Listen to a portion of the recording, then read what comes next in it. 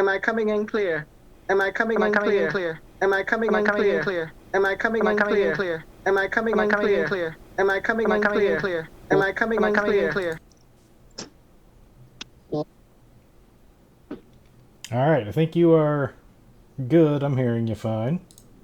Fantastic. I'm going to pop this out where I can actually see the chat separately, not that there's anyone in yet.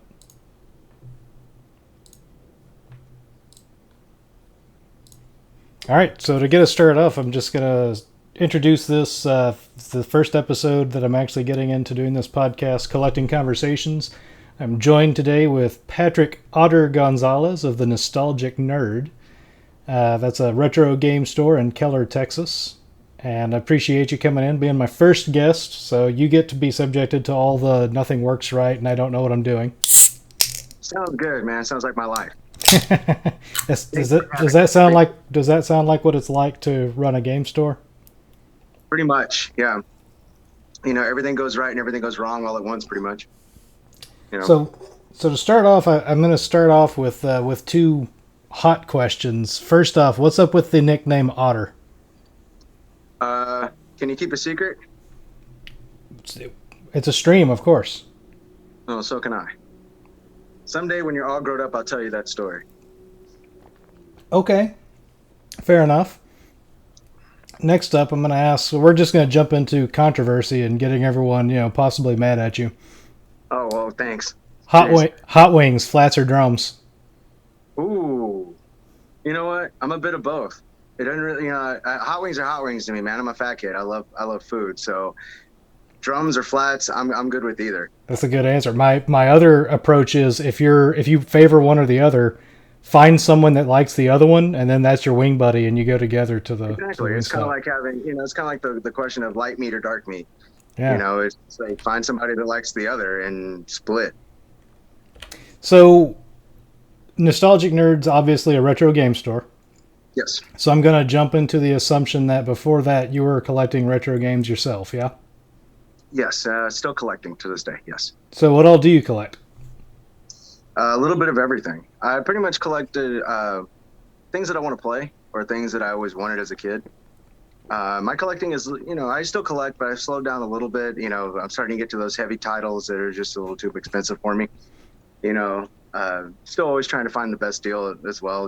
Hopefully still hitting garage sales, hoping to find that gem that, you're looking for and things like that. Of course, getting a little tight out there with garage sales and things. Yeah, I've not been much this year, but even last year I was hitting garage sales and I wasn't even finding anything like PS4 and PS3 stuff was barely out there. It's getting really tough out there. The few garage sales that I have been able to stop by, I would ask, do you have any games or anything like that? And the answer is always somebody just came and bought everything. Yeah, you've got to get there about an hour and a half before they open to get in line. Or 2 days before they open, depending on if they post it up on Facebook or anything like that, especially saying they got games. Yeah. So how long Go ahead. But I've been collecting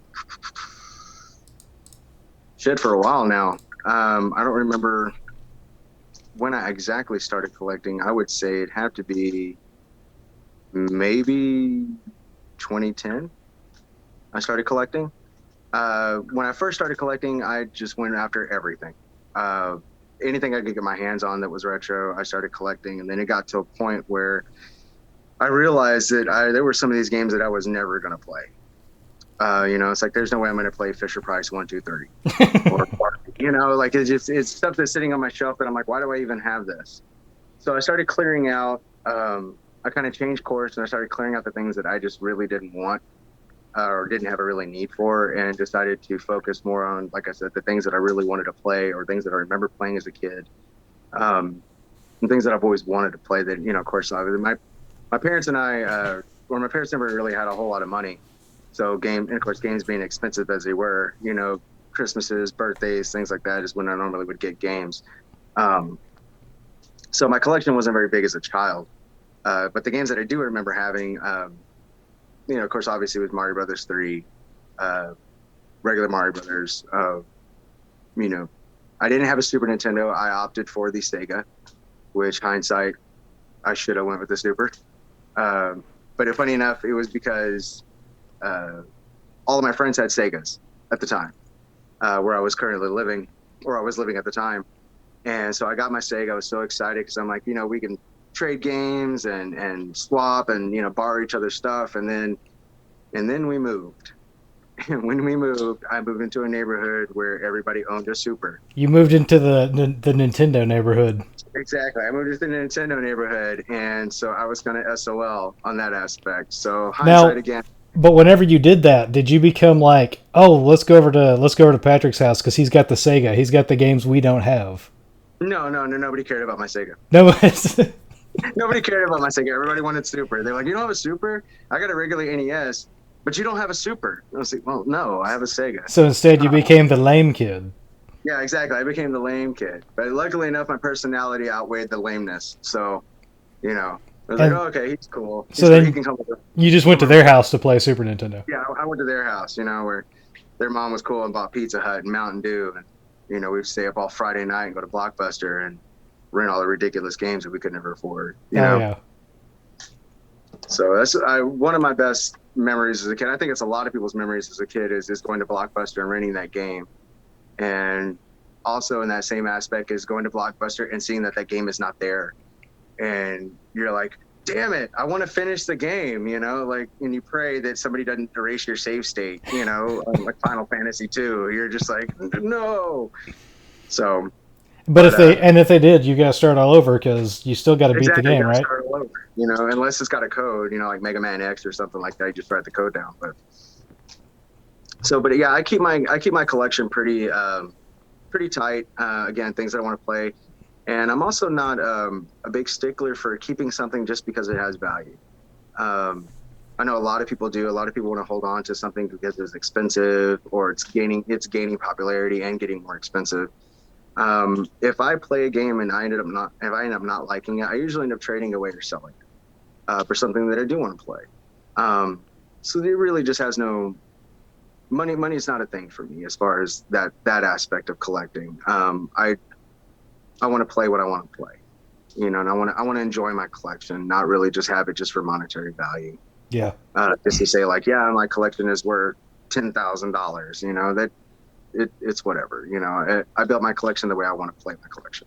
Yeah, I always refer to mine as the don't get bored in retirement plan because there's no way I'm going to play it until then.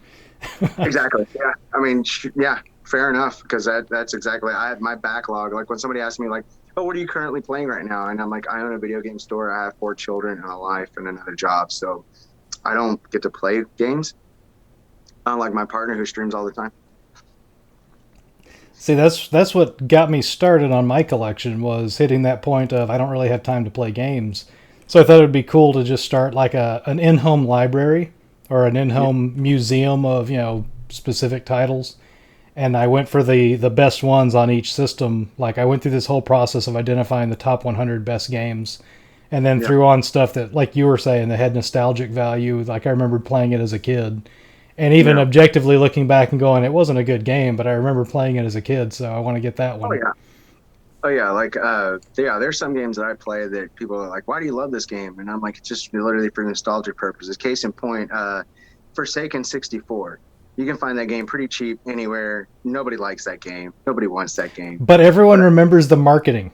That advertisement of the girl with the advertisement was on point, but the game was not that great. But I have a lot of fond memories with that game. My best friend in high school, we would play Smash Brothers and we would play Forsaken 64 because actually the versus the 1v1 on Forsaken was actually really fun. The gameplay itself, as far as like the game was shit, but the 1v1 is where it was at for us, and we would just up all night playing over and over again, where I would just destroy my friend in Smash or in Forsaken, and it was always like, we got to play another game. We got to play another game. We got to play another game. You got to let me beat you. I have to beat you. It's the gamer equivalent of Double or Nothing. Yeah, exactly. It's like when Death plays Bill and Ted, in Bogus Journey. And it's like 3 out of 5, 5 out of 7. Yeah, it got to that point where we just continuously go. I think we actually missed like dates with girls because we were playing video games. It's bad enough to admit that, but But then yeah, later you had to explain. But you don't understand. Honor was on the line. exactly, Honor exactly, and respect was on the line. So exactly. It's like he attacked my pride, and I had to go for the pride. I had to, had to yeah, defend. Yeah, I had to defend my pride. Yeah, yeah. Just like then you've spent it. Just like if he had attacked your pride, I would defend your pride too. So exactly. It's like if he was attacking my libido or my pride or anything, it's just like, well, then I get the okay. Let's go. Let's load it up. Fire up the 64. Let's go. That was our Friday night, actually Friday and Saturday nights. It was just there so playing, eating pizza and Funyuns and drinking Jolt Cola, you know. so you said like about 10 years ago. What actually like was the trigger point that started you getting into the hey, I'm going to start collecting old games that I played when I was a kid or never got to play but wanted to? Was there anything that kind of kicked it off? I still have my NES from when I got as a child, I think back in I want to say 86. I still have my NES in a box. And luckily my mother kind of preserved it to the point where she would just move it from place to place whenever we'd move, and always kept in the box, always in my closet. And I dug it out one day, eventually I took over and I dug it out and fired it up and, playing Mario Brothers. And I was like, I kind of got a wild hair in my ass, was like, I want to go and get all the games that I had. So I started going to like movie trading company, pawn shops, things like that to try to find the games that I wanted to play. And then it just kind of started a bug, in me to just continue on. And I stopped for a little while. Bought a Super Nintendo back whenever you could get on Craigslist and find like a Super Nintendo for $10, or a 64 for $5 or whatever. People were just getting rid of stuff, they didn't know it would eventually have value. Those were the days.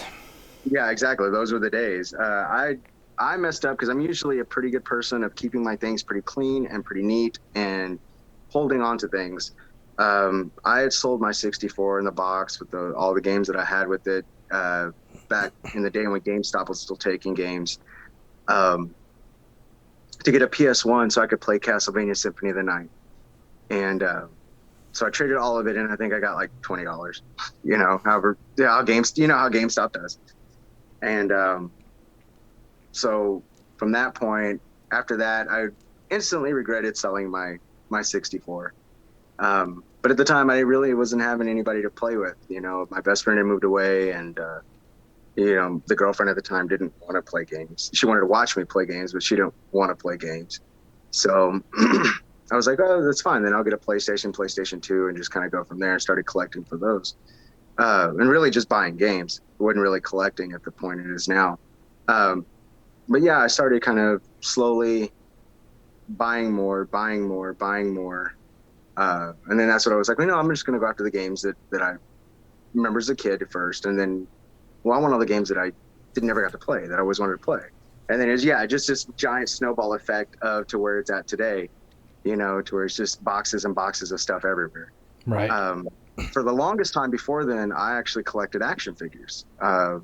Huge into Spawn, collecting statues. Randy Bowen, who's a god at making comic statues. Yep. Which I think Disney was horrible to let him go, because he was the best. That company was so awesome making statues. So that's where, I guess, one collection to another, I stopped collecting action figures. And I still, to this day, still collect every now and then, anything Ghostbusters, Thundercats, stuff like that, stuff that I remember as a kid. Did you see the real Ghostbuster toys have got a re-release in the stores now? I got all the Kinder figures. The only ones that I'm missing out of that is Stay Puft and Slimer. I see the new ones that they've put out that I want to get. Did you see I haven't found Ecto 1 yet. I want to get Ecto 1. Did you see the collectible figures for the new Afterlife movie? I have not seen those yet. They look pretty good.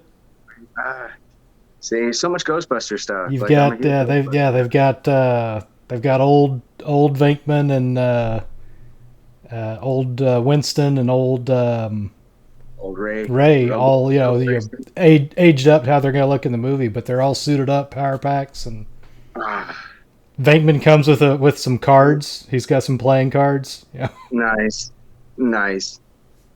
Oh my gosh. Now you're telling me that now I'm gonna want to go search for stuff. See, I still love the enjoy the hunt.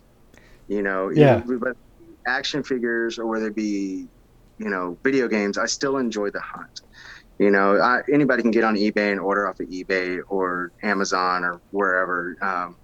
But I still enjoy the hunt. Like to me, that's the fun part of it is to find something out in the wild and it feels like you earned it more than just ordering it. Yeah. Um, Even going to game stores, it's still a lot of fun. Oh yeah, You know, catch him slipping on the price. yeah, exactly. It's still fun to do that too. Go to half price books where now it's like full price games. Um, I remember going to half price books a lot and finding a lot of good stuff for decent pricing back in the day. And again, it's the thrill of the hunt. I caught myself going almost like on a daily basis just to see if they got anything new in or anybody traded anything in. Um, the same thing with movie trading company. Uh, I still love going to pawn shops. Pawn shops are a lot of fun. And oh, what's the other shit? Thrift stores. I love thrift stores. Of course, there's not a whole lot now around me, more Goodwills than anything else. And Goodwill, even then, Goodwill is kind of hit or miss. Yeah, You and can still put some stuff at Goodwill, but for the most part, it's a lot of newer things. well, and everyone's wised up too. Like they all Exactly, Goodwill knows to put it on their auction site instead of sitting it out for $5. exactly, exactly. So, and sometimes you catch them slipping too. You Yeah, know, uh, and it is pretty. It's still fun. Like it's just fun. I wish I had the time to do it more often than I get to.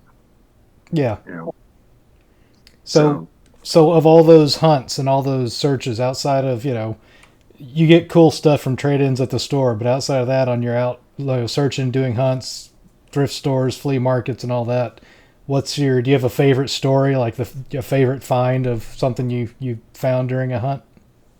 yeah, yeah. Actually, my copy of Flintstones at Dino Peak. This is gonna piss Matt off because it always pisses him off when I tell him the story. So Should I I went message to him real quick and make sure he hops on to listen make right sure now? make sure he's listening. I think he's streaming right now himself.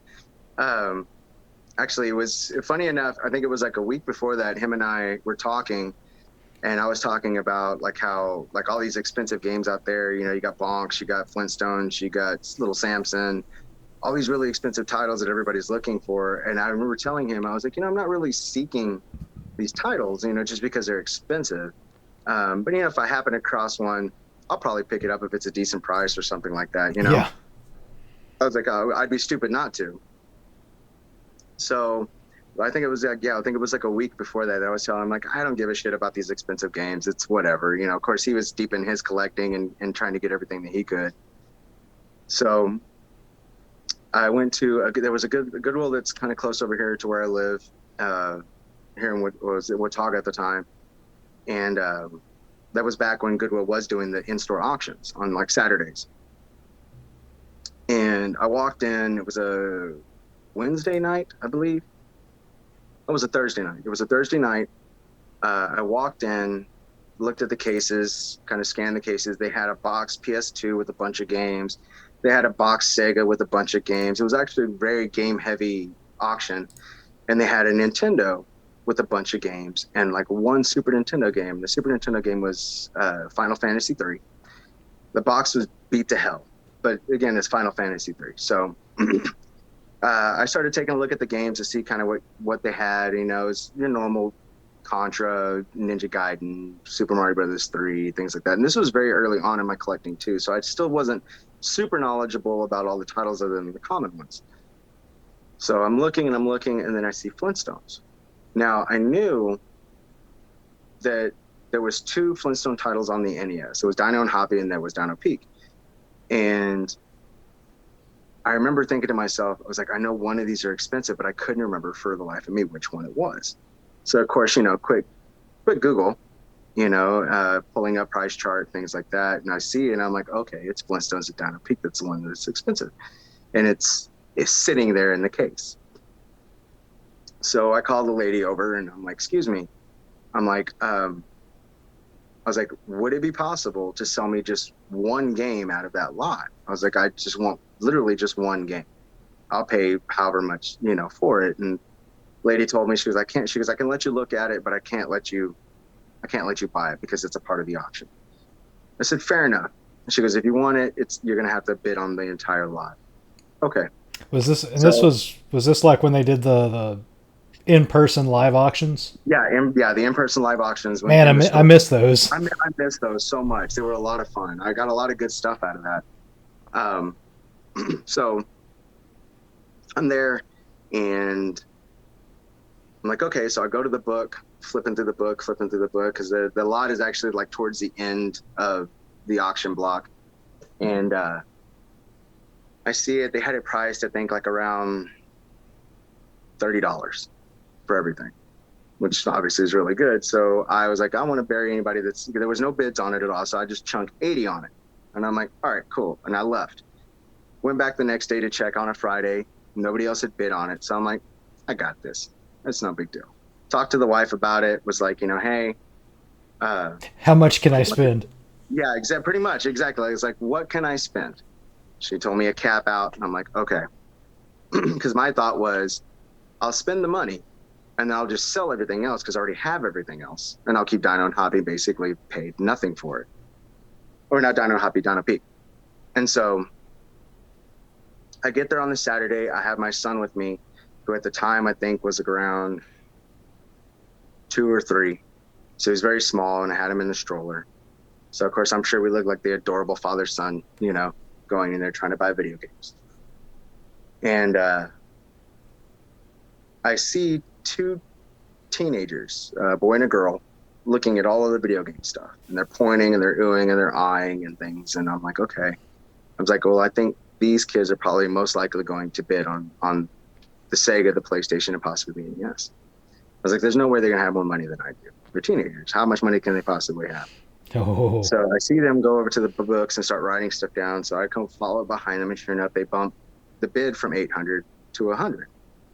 And so me being cheeky, I'm like 101, and the auction starts. We all sit down. I'm standing in the back, and we go through every single auction. They get the Sega, they get the PlayStation 2 lot. Good, burn their money. Okay. Yeah, so okay, right on. And then it comes down to the NES lot. It's like, okay, we have the NES lot. Bidding started at 101. Do I hear 105?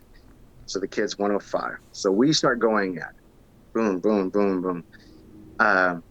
We get to a point where it's about 100, around about 150. And he's very hesitant on raising his hand for the 150. So I'm like, I'm going to bury this kid. So I'm like 165. And I see the kid kind of look down, the boy. He kind of looks down defeated. And I'm like, it's mine. It's done. And then he turns and he looks to an older gentleman sitting at the end of the aisle. And the older gentleman is like 170. And I'm like, son of a bitch, this is dad. So we start going at it. And we get up to about $290. And of course, everybody around is like freaking out with the amount of money that we're going to spend on some video games. Exactly. Everybody's like, oh, every time we point it up, pull out a number. So I'm like, all right, if I continue on with this, I decided to change my tactic. So if I continue on with this, I'm going to end up having to sell the game in order to recoup my money. And which is what I don't want to do, is counterproductive. So I decided, like, either way, I'm going to lose the game. So I wondered. So I let it go. I was like, he said 290, and I was like, I'm done. So after everything was said and done, so I watched them go pay for their stuff, and I just kind of hung back and watched everybody pick up their things. And I waited for them to come. They pay for their stuff. They come with the little cart, and they're putting their PlayStation stuff in there, and they're putting their Sega stuff in, and then they get to the NES lot. So I stroll on up there with my son, and I talked to the kid. Dad was nowhere around. I talked to the kid, and I was like, hey, man. I was like, congratulations, for winning the lot. And he was like, I'm sorry, man. He goes, we really wanted all of this stuff. The thing is, honestly, I should have talked to them before then and just say, look, I just want one game out of there. I will sell you everything else for way cheaper than what you spent on it. Yeah. Or y'all should have teamed up on it or something. Exactly. So again, I said, well, I said, you know what, man? I said, honestly, I said, I just want one game out of that entire lot. He was like, just one game? Well, actually, I take it back. Let me back up for a second. I asked him, because I was kind of curious. I said, you must know what you really have in that lot. And the kid looks at me and goes, oh, yeah, man, that Final Fantasy 3 with the box, that's super expensive, man. It's a really good game and it's rare. Yeah, man, that Final Fantasy 3 it's pretty rare. Tell you what, man, I just want one game out of that whole lot. He was like, one game? I'm like, yeah, I just want one game. And he was like, which game? And I was like, I just want that Flintstones game. And he looks at me and he's like, that Flintstones? I'm like, yeah, man, I'll give you $20 for it. And he looks at me and goes, okay. So I whip out $20. I hand him a $20 bill. And he was like, okay, cool. And I was like, hey, man, I was like, just, can I have a sleeve too? A Nintendo sleeve? Yeah. Oh, yeah, man, go ahead. Thank you so much. You have a fantastic day. Get in my car. I walk quickly to my car. Get in my car, put my son in the car, and we drive off. Don't let them Google it. Exactly. I was like, if they don't know any better, then none the wiser. But so we get in the car. I called the wife at the time, and she was like, did you get it? And I was like, I got it. And she was like, well, how much did you spend? I was like, well, we got up to $290. Ultimate freak out. You spent $290? No, I spent $20. And of course, I tell her the story. And then she asked me, she goes, you don't feel bad at all? Not one bit. No, I don't feel bad at all. If they didn't know, then what's it to them? You know, they're $20 richer than from what they were. Right. Granted, they would have spent a lot less money had we gotten together and I just basically bought the game from them. But that's neither here nor there. And I would have probably made a little bit of money. But, you know, that's probably my best story of finding like a high-end game for very little. I've since sold that game to another collector. Was it Matt? No, it was not Matt. No, it was not Matt. Screw that guy. No, he already had Flintstone. He already had Dino Peak, so I wasn't worried about it. No, I sold it to another collector that I know very well. I knew it was going to go to a good home. And I told him, I said, I'm going to sell it to you under one stipulation. If you ever decide to sell the game, you sell it back to me. I get first crack at it because it's not really the fact of the value of the game. It's the story behind the game, how I got the game. Yeah. You know, that's what I'm attached to. I've got a few on my shelf, the same thing. Like I've thought about, should I sell this because the value's gone up on it. And it's the story is more of an attachment than the value of the game. Exactly. To me, it's more of a sentimental attachment than it is actual, because the game really isn't that great. Like Dino Peak is not a great game. It's fun. It's not bad, but it's not up there with like a Mega Man 2 or, you know. You're not gonna put it in and play it on a Saturday for fun. For the 13th time.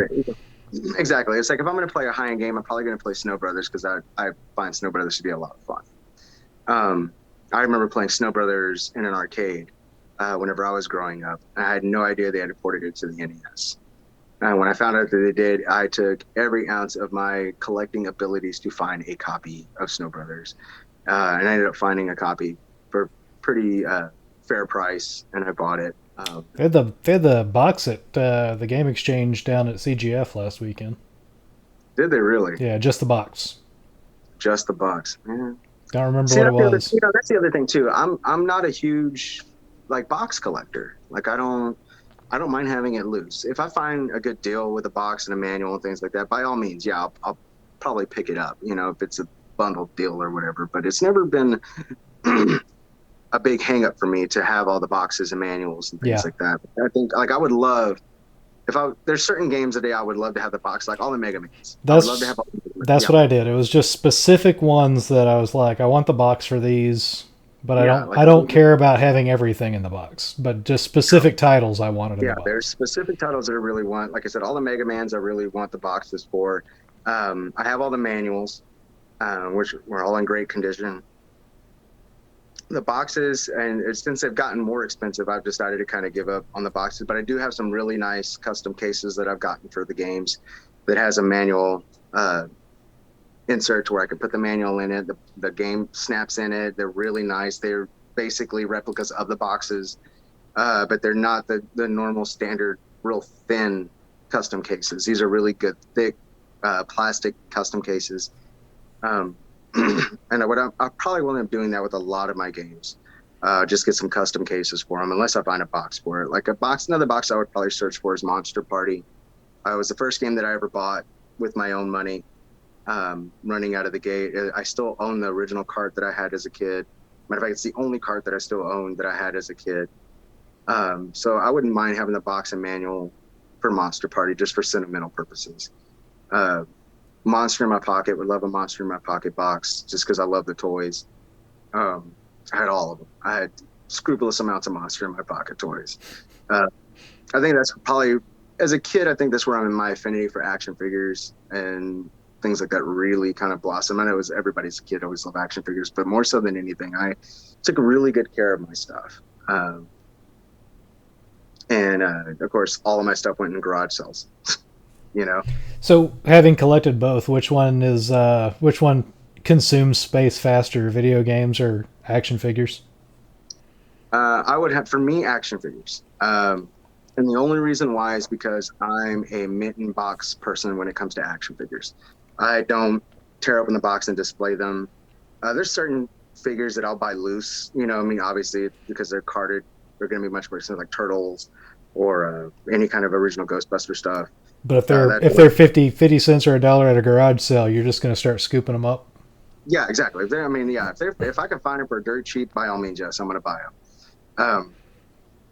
It's just like this past weekend at Classic, I ran across some Turtles for like $3 a piece, and I bought like every Donatello figure that they pretty much had. Donatello being my favorite turtle. So, and now it's trying to figure out like where am I going to put these. You know, are they going to go into a box and go back into storage? Until I have a place to display them. Yeah, I got. Yeah. That's how I got past my action figure collection. I got rid of the action figures and just went with a set of 4 statues. And yeah, fair enough. But that's the thing too, is I've got like at least, I think probably around 50 to 70 statues. Oh, now that takes up space. Yes, especially being all size. One of my favorite, or actually my favorite comic character, being the Incredible Hulk. Of course, the statues are always ridiculously huge because Incredible Hulk is always ridiculously huge. So, having those, getting the big scales. I started out collecting busts first. Yep. And then I was like, these just don't look as cool as the full figure statues. So when I started collecting those, so I kind of went from doing action figures into statues and then into video games. See, I'm waiting. I'm keeping my fingers crossed that one, they do them well, but when the Marvel movies get to the X-Men, yes, that's when I'm like, okay, they'll start doing the high quality, high detail, but PVC statues of the X-Men, and they'll do the movie versions, but they'll usually do the comic versions as well. And so when those start hitting, at the $50 price range, then I'm gonna be like, all right, I need every X-Men now. Yeah, I'm gonna have to get all the X-Men. One of my favorite, other than Bowen, and getting those classic statues, Wolverine, Magneto, Sabretooth, things like that. One of my favorite PVC creators, Kotobukiya. Oh yeah, Kotobukiya stuff. Yeah, Kotobukiya stuff has always been really good. I love the anime figures that they do for like the horror figures, turning them into females and things like that. And even the comic characters. I have I have Harley Quinn, I have Zatanna, I have Phoenix. I think they're done really well and really detailed for being anime figures. Yeah, I think they did. I think it was them that released. They actually did a polystone resin figure of Wolverine. Mm-hmm. And it's something like $575 or something like that. Yeah, it's ridiculous. Yeah. And it's one of the reasons why I got out of the statue game. Well, GameStop included it on one of their 30% off sales, and so I snagged it for like $250. And it was one of those where I was like, this a huge size Wolverine statue is pretty much like the last statue I care about. So yeah, yay. Like anything Incredible Hulk, I'll most likely collect. I'm not a fan of all of the movies, but I'm a fan of the majority of the movies. To a certain extent, and but yeah, anytime any kind of Incredible Hulk pop or figure or whatever comes out, I usually have to pick it up You, just because. do you have the? Do you need the original TV series signed by Lou Ferrigno? I don't have it.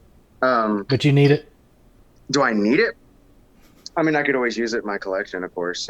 That's kind of one of those things. It's honestly, if I would have anything signed, because I am a Lou Ferrigno fan as far as like being the Incredible Hulk. I would have loved something signed by Bill Bixby. Yeah. Like I would have loved to have met Bill Bixby. The original Bruce Banner. I think he played Bruce Banner very well. I remember watching the movies as a kid, the Incredible Hulk movies, the Incredible Hulk TV show. I know I've always been a fan of the Hulk, and it wasn't in recent years or anything like that with Mark Ruffalo or even Edward Norton where everybody became fans of the Hulk. I've always been a fan of the Hulk. He's always been one of my favorite characters next to Spider-Man. Cool. As far as DC is concerned,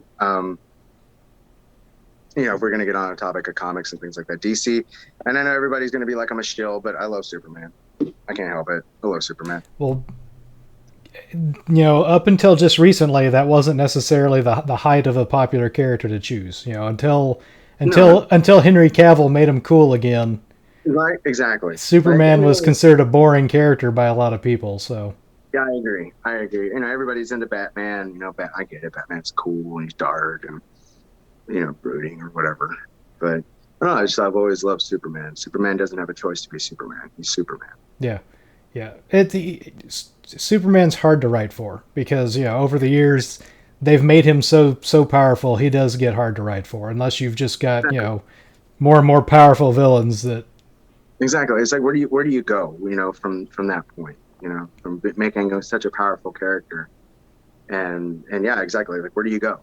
What story do you write? What do you put him against that he's not just going to kick the shit out of? Yeah, but then I still think the DC animated universe is just handled him amazing. As much as I love Marvel, DC is always had the best animated stuff. Yeah. Other than the '90s X-Men stuff, like that. Yeah. Of course, that's a labor of a. But it's more of a nostalgic love there for the '90s. But even then, you go back to the Paul and Dini or the Bruce Timm and Paul Dini with Batman the Animated Series that spun off into Superman Animated Series that spun off into Justice League, and they did the essentially cinematic universe idea on television animated wise, before Marvel was doing it in theaters. And they nailed those characters so well. Oh yeah, I love, as far as like animated series, Batman has got to be one of my favorite animated series, next to the X-Men, and then of course like there's Batman Beyond. There's and I love the Justice League. I loved the Superman series that they did, but also in the same vein, I loved like the Amazing Spider-Man and Friends. That they had on like Fox. So I think they both had their time in animation. I think Marvel eventually lost their way with their animation. Yeah. I wish Marvel would take a page from DC and do like animated movies that are just standalone adaptations of famous storylines. Yes, I agree. I think it would be really good. I think it's kind of you look at it the same way as DC. If DC would just take a page out of Marvel's movie universe, they'd get it right. I didn't mind Wonder Woman. Wonder Woman was okay. I'm actually kind of looking forward to this new Suicide Squad. Yeah. I wasn't a big fan of the first one. I thought it was pretty much shit, but but this one actually looks fairly entertaining, a little bit more interesting, a lot more into a story than it was before. It doesn't seem like a cash grab. Yeah, I've heard. And there's the whole thing. What was the original Suicide Squad supposed to be like before Warner Brothers saw Guardians of the Galaxy making money and wanted it to be more like that? And exactly. And I've heard that. I was just actually listening to something today where they were saying they know people who've seen early showings of it, and everything they're hearing is it's just like it's freaking a bloodbath.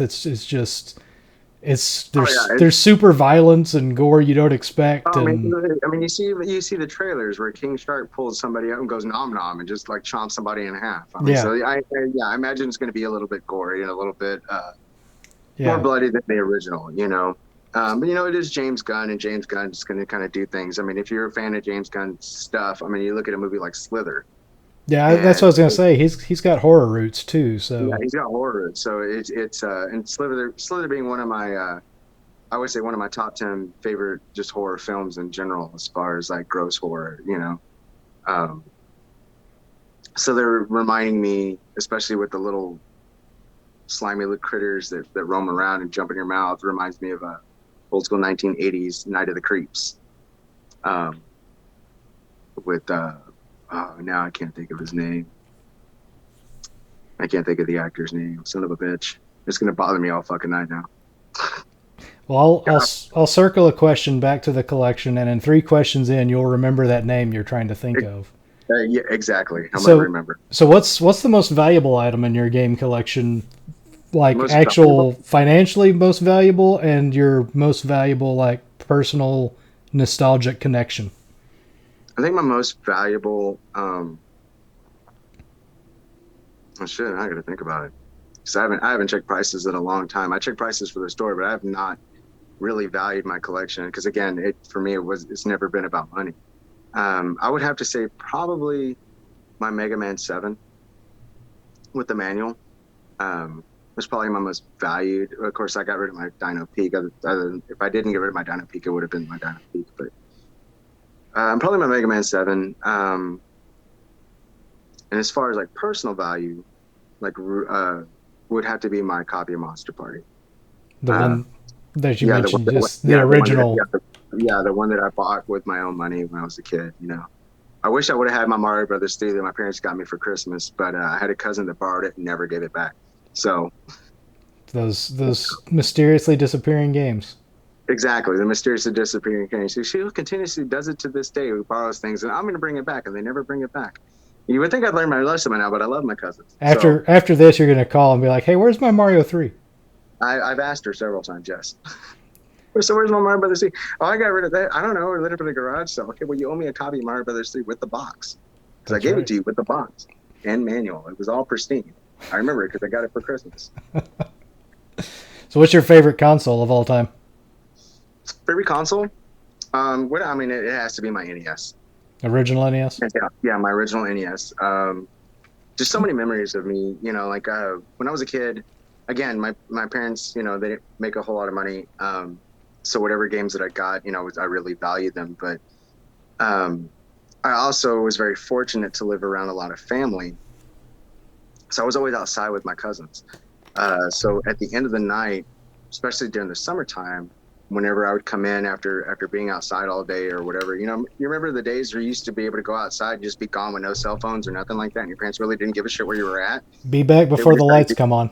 yeah, exactly. Be back before the street lights come on. Or if with my parents, it was if I whistle and you don't come by the time my second whistle, well, then you're going to be in trouble. So I was always like a meerkat, like, you know, like at the back of an apartment complex, and I'd hear, and I'd be like, I gotta go, you know, and I just book it, you know, and all my cousins would be like, "What are your toys? Take them, take them. Just I'll get them tomorrow. I'll get them tomorrow." You know, I'd be hauling ass from the back of the apartment complex all the way to the front. By the time I get in, you know, have dinner, shower, and things like that, then I would settle in and I'd play some Mario Brothers, or I'd play, you know, Monster Party, or you know, any of the games that I would play, Strider, Ninja Gaiden, you know, whatever floated my boat. I remember I had one of those Nintendo cases that hold like 10 or 15, you know, in it, and I like halfway through, you know, full with, Yeah, but I loved every one of those games. You know, I would borrow games from my cousin whose parents would buy him games like all the time. So I'd play, you know, Tyson's Punch Out and, uh, you know, Bionic Commando and Viper and or Codename Viper, things like that. But, you know, I remember I think my NES is probably because I didn't grow up with my SNES since I had a Sega. But I do have fond memories of my Sega too. So like I remember being up at night playing Sonic 2 or Vector Man or Decap Attack, which is a very underrated game. I really love Decap Attack. Um, it's not a very expensive game, or at least the last time I checked, it's not a very expensive game. But if you find it, it's a lot of fun. I have It's it. a very, I just haven't played it, but I have it. yeah, it's a very very fun game. I think it's really kind of flown under the radar. The graphics in it is great. The music in it is great. The gameplay is phenomenal. And it's a game that I picked up as a kid on a whim, just because I love the cover art. You remember buying games where you just love the cover art? That's how I ended up with Monster Party, because I was like, I'm gonna fight Dracula and I'm gonna fight the creature from the Black Lagoon. Hell yeah! And then You none of those characters in the fucking game. you look at the cover, you read the back, which still doesn't tell you anything about the game. So you decide based on the cover if it's going to be a good Yeah, game. yeah, exactly. That's how you did it. It's just the same thing with I remember I had saved up my money and I begged my dad to take me to Kmart. Remember Kmart? I begged my dad to take me to Kmart because I had this advertisement for Game Boy games. It was when I just got my Game Boy. I got my Game Boy on my 13th birthday. Um, that's what my parents got me for my birthday. Was a Game Boy and an old big gigantic gray brick that took 4 batteries and ate them like it was crazy. Better than the Game Gear though, because the Game Gear was like you had to hook it up to car battery to get it to fucking work. But I remember saving up my money to buy a copy of Mega Man on Game Boy. Like I wanted a copy of Mega Man on Game Boy. I didn't have it on NES. And I went to the store. He took me. I saved enough money. I went to the store. We're there. And I'm looking and I see Mega Man and I'm like, I want Mega Man. And then I see Attack of the Killer Tomatoes next to it. And then begun my dilemma. It was either, Do I really well, want Mega Man? do I really want Mega Man or do I want Attack of the Killer Tomatoes? Because me being a horror fan and me being a fan of really cheesy B-rated fucking movies, I'm like, it's Attack of the Killer Tomatoes. How bad can it be? Or how awesome could it be? So I ended up going with Attack of the Killer Tomatoes, which hindsight I should have bought Mega Man, but it was still a really really fun game. On especially on the Game Boy. I still don't have it on NES. I want to find it on NES. I passed it up several times, and now it's kind of getting up there in price. But um, so I just sentimental value. I would say my NES more so than anything else. Um, it's I think what I have the most games for in my collection is my NES, more so than my Super or my Sega. I pretty much own every system with the exception of a couple odds and ends. Things like I don't own a Saturn, I don't own a Sega CD or anything like that. Just never wasn't really my thing. Not Your only that, your wallet thanks you. yeah, exactly. So um, so I deal mainly more in cart-based systems, other than my PlayStation, PlayStation 2, PlayStation 3, 4, whatever. I'm a Sony guy. I do own Xbox products. I own an Xbox One and 360 and a regular Xbox. So I own every system with the exception of the newer ones. I don't own a PS5 or Xbox, whatever they're calling it now. Which I always think is funny. It's like we're gonna call this the Xbox One. Well, you already had a one. Well, and Well, then it's thrown me because originally I was like, the conversation was like, oh well, gamers are gonna know, but then I've caught myself a few times going, okay, wait, is the current one the Series X or the One X? yeah, exactly. Like, why don't you just? I don't know what's up with Microsoft, but whatever. You wonder why Sony's kicking their ass. You can't even decide on a decent name for your console. Not only that, it looks like a jammed trash can. No, a refrigerator. That too, or a small refrigerator, or a small air filter. Yeah. Which I always think is funny. I remember getting in arguments, and I am not a PlayStation fanboy or by any means or whatever like that. To me, especially with owning the game store, I've a lot of people that I meet and that I see in my game store that come in here, and you got your classic gamers that come in here and they get the big titles, things like that, and they've been playing games forever. And then you got somebody comes in here that's looking for Minecraft or something small, and then they kind of chuckle to themselves and they're like, I know I'm not a real gamer or anything like that. I'm like, do you play video games? Yeah. Do you like playing video games? Yeah. Then you're a gamer. I don't think there should be like a hardcore cutoff as to what's to be considered a gamer and what's to be considered not a gamer. Do you love what you play? Do you like playing video games? Then you're a gamer. You don't have to. I don't think there should be, again, like I said, I don't think there should be a cap as to what justifies being a video game person or not. You love playing video games, you love playing video games. Doesn't matter what you're playing. I mean, like I love Tetris. So if I just played Tetris, would you consider me a gamer? You know, I love Bubble Bobble. Puzzle games just in general. I play that. I play Bubble Bobble next to A Boy and His Blob, next to Bust a Move, to Destiny on PS4. I don't know. I think it's funny how some people get so many stigmas of what is considered to be a gamer. You know, But you know, it, obvious, it's the same thing with like saying PC is master race or over console and things like that. And it's like, well, why? I was gonna Well, say, but obviously you prefer the gamers who prefer consoles and physical yeah, I mean, because owning a they come to physical your store. store. Yeah, exactly. I have to do that. But to me, to me, it's all on the same spectrum. I mean, do you love to play games on a console? Good for you. Do you love to play games on a PC? Good for you. Doesn't make one better than the other. To me, I'd rather play on a console because there's less hackers on a console than there is a computer. But that's just me. Um, but I mean, nope. To me, no harm, no foul, man. You want to play on a PC, play on a PC. You want to play on a console, play on a console. You want to play on a handheld, play on a handheld. You do you, boo. You do you. You know, just come Well, to my store and buy my shit. well, and speaking of the store, how did that shift happen, going from being a collector to the beginnings of the nostalgic nerd? The beginnings of the nostalgic nerd. I was buying as a collector, of course, as you know, you buy big lots, get the stuff you want out of it, and then sell the rest. And that's kind of how that really started. I was buying big lots, and it started to accumulate, and I couldn't sell it as fast as I could, as I could accumulate it. That But happens. one of the things I think is the big hinge for me in starting the nerd and kind of my business statement, and I know you can attest to this, is my quality of my product, my cleanliness. And I remember going to a lot of conventions before then, Retropaloozas, Retrofest, things like that, and dealing with vendors that would honestly say, like, okay, here's this game. Um, I don't mind paying full pop for a game, but if I do, I want to know that it's clean and I want to know that it works. And a lot of vendors at the time couldn't give me that. They couldn't tell me if it worked or not. They didn't test it. They didn't clean it. And it looks like shit sticker residue on it, or it's missing half a label or whatever. So I would bitch and complain about it, you know. And finally, my wife at the time was like, well, do you think you could kind of make this a business? Selling stuff? Well, yeah. She was like, well, you bitch so much about it, about how you could do it better. She goes, well, just do it better. Just go for it.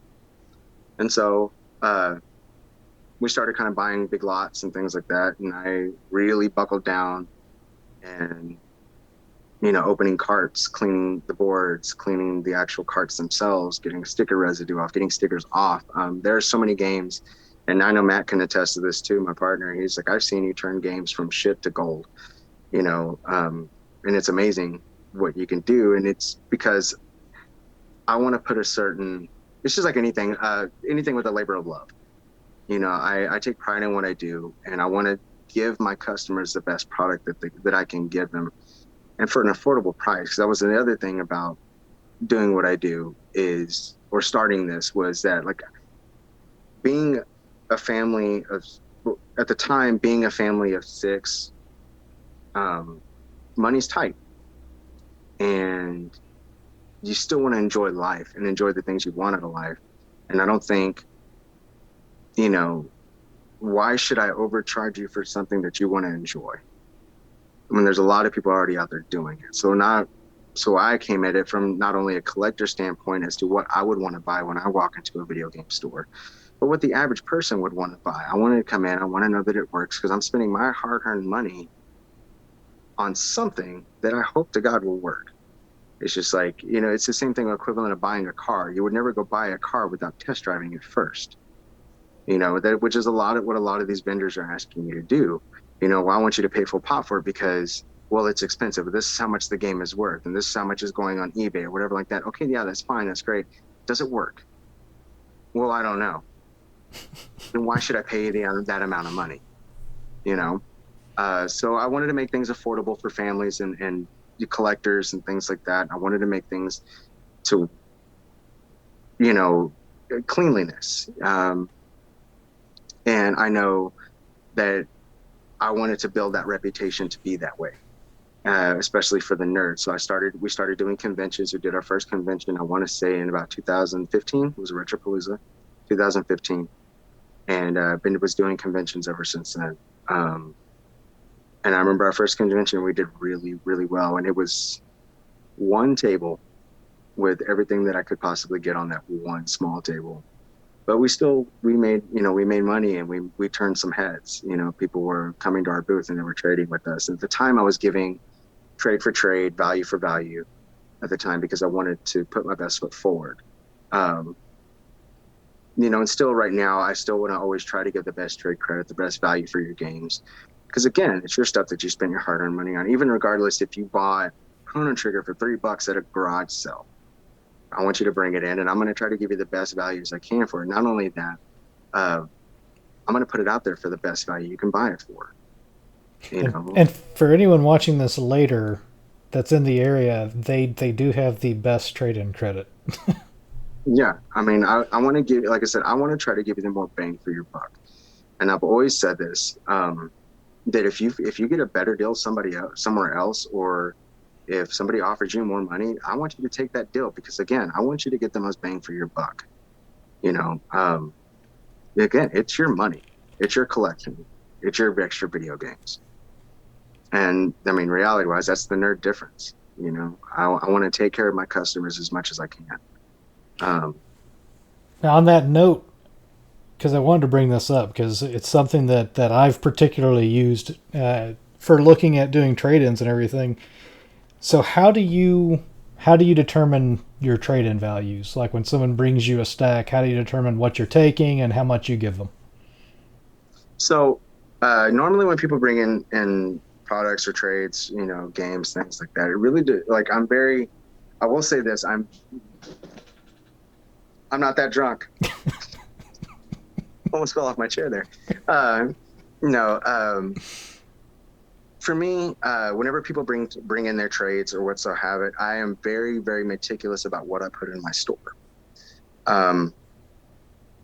So I never want to be that store that takes in things just to fill space. I want to keep my product not only clean, but I also want to keep my product as a high quality and something that people seek. Which is why, we have our $2 trade bin or $2 bins or whatever, anything like that. I don't want to fill my shelves with fillers, titles, and stuff that, people just really, nobody's ever going to buy. And if they do buy it, they want it for dirt cheap, which is what I want to offer it for. So people come in, I usually we give up to 75% in trade value and up to 60% in cash, depending on titles, depending on the condition of the game. And we usually base all of our pricing off a price chart. We find that to be kind of the most consistent. Anything outside of that, very high-end items, things like that, we will definitely do more research on it and once I have it to try to give you the best value that we can. But that's also how I kind of keep my prices affordable as well. Because I mean, anybody can go to eBay and look at the highest priced thing and say like, okay, well, this is worth $300. Well, no, it's only worth what you're asking for.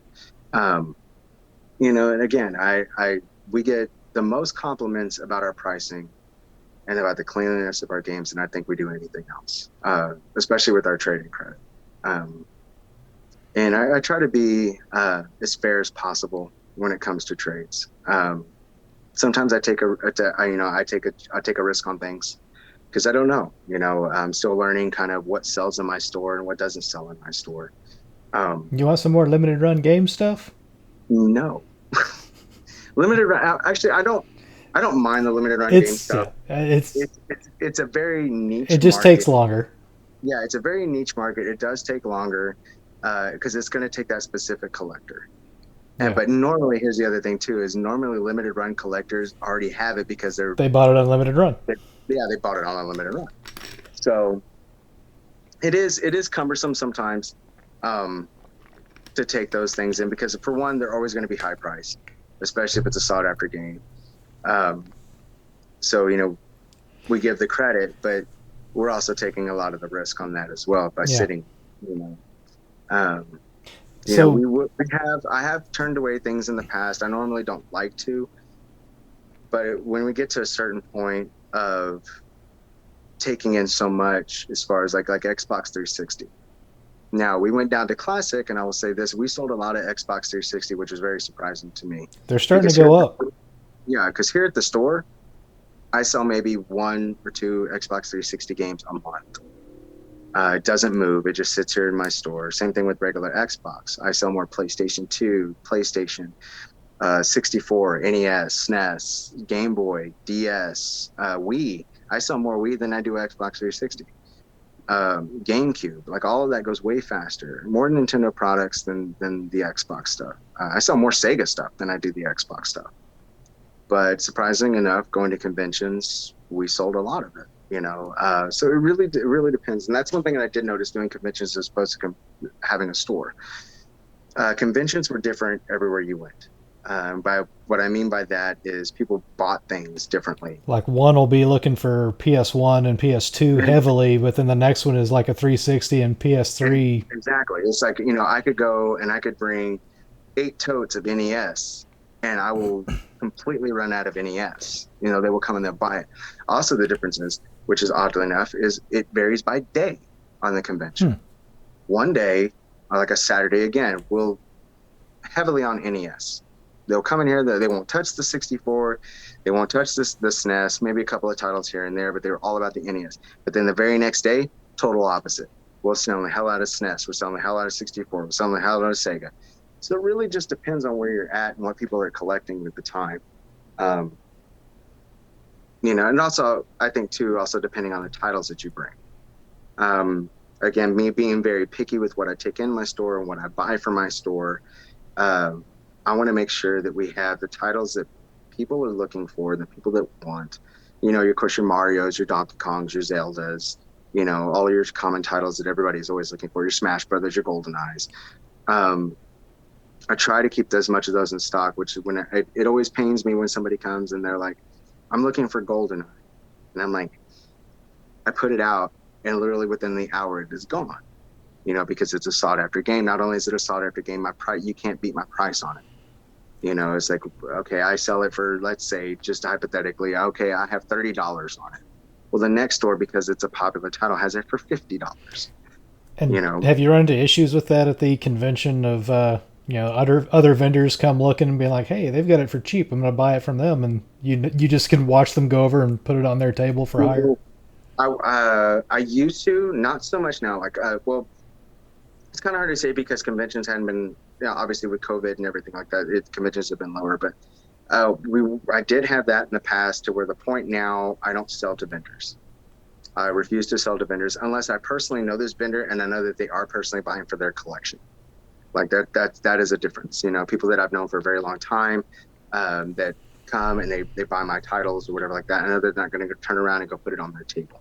Yeah. To me, I loathe that with every ounce of my being. I cannot stand seeing vendors do that to other vendors. Going and picking something up off their table. Now, I'm not saying that I have not done that myself as to where somebody comes up and says, hey, I'm selling my collection. Do you want to come and make an offer on my stuff?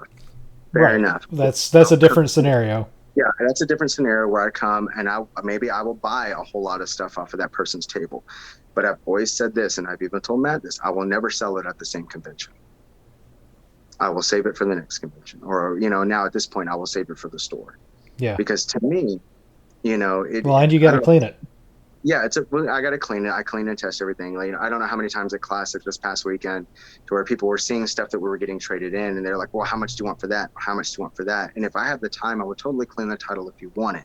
Yeah. But if I don't have the time, I will tell people I don't want to put it out because I have not tested it yet. And that's because that's one standard that I will always hold for my store is making sure that something works. Now, to be fair, though, you don't have to clean a Sparkster box. No. Like things like that. So about that Sparkster box. We have a Sparkster cart now. Ah! just bought a Sparkster cart today. It walked in, not really walked in. Actually, somebody contacted me and was like, "Hey, I have a copy of Sparkster, Mega Man X3, and Street Fighter 2. Do you want to buy it?" And since we knew we had the box, we were like, "Yes, we do." You gonna track down a manual? I'm gonna try to. We'll see what happens. Manuals are getting a little hard to come by. I'm ending this interview. Come on, you want the game. I have the game. That's why I was eyeballing the box. And it's a nice box, really nice box. It's very, very well. Like I'm really surprised at the condition of that box. Yeah, I think Matt said like you had 2 other people that are pretty meticulous about box knowledge, looking it over to make sure is this fake, and they were like, nothing we can see. Yeah, we did have a customer that literally stood there as I was trading, as the boxes were getting traded in a Classic. We had a customer that literally waited at our booth until the deal was done, and she came and asked how much we wanted for it. I told her the price, and she looked at the box, and she claimed up and down that the box was fake. She's like, "I just think this is too pristine. It's too good. You can see where the tabs are like just recently punched." And so Matt and I went through all of our old boxes that were on our table for sale, and they all had the same punches. They all had the same little tabs, where it looks like they were punched out. So I was like, that really doesn't matter. We did speak to some friends of ours that we know, that we trust, that are meticulous in those areas. Look at the box up and down, check coding, check this, check that. And they're like, this is legit. It's, and that's the other thing about us too, is considering that I open up, the way that I clean things, I open up every board and I take a look at it, because I do not want to sell something that is fake in my store. Yeah. Especially Pokemon, things like that. I've really, really studied hard and try to be as knowledgeable as I can to make sure that we do not bring fakes or repros in my store. Because I want to be as authentic as possible. Again, I just taking care of my customers. That's my number one priority, is to take care of my customers. And I don't want to put something out there that is not real, and it's sad to say they are getting better at doing what they do, but there's always telltale signs. You can always tell by just the feeling of a card, the feeling of a label, or the look of a label. The Pokemon games are getting, I'm more concerned about the DS Pokemon games than I am about like GBA Pokemon games. I can normally spot a fake Pokemon game from a mile away. Even as they get as good as they're getting, there's still no way to replicate the board just exact. Mm-hmm. But the DS games, considering that you can't open a DS game, that's where it's getting kind of tricky. Because some of those DS games don't have the number stamp on the label that most games do. So that's where it's getting kind of tricky for me. And that's where I'm more terrified, because, again, everybody loves Pokemon. Pokemon is expensive. It's always going to be expensive. Yeah. I see so many people telling me down, or asking me, like, do you think Pokemon's ever going to go down in price? No.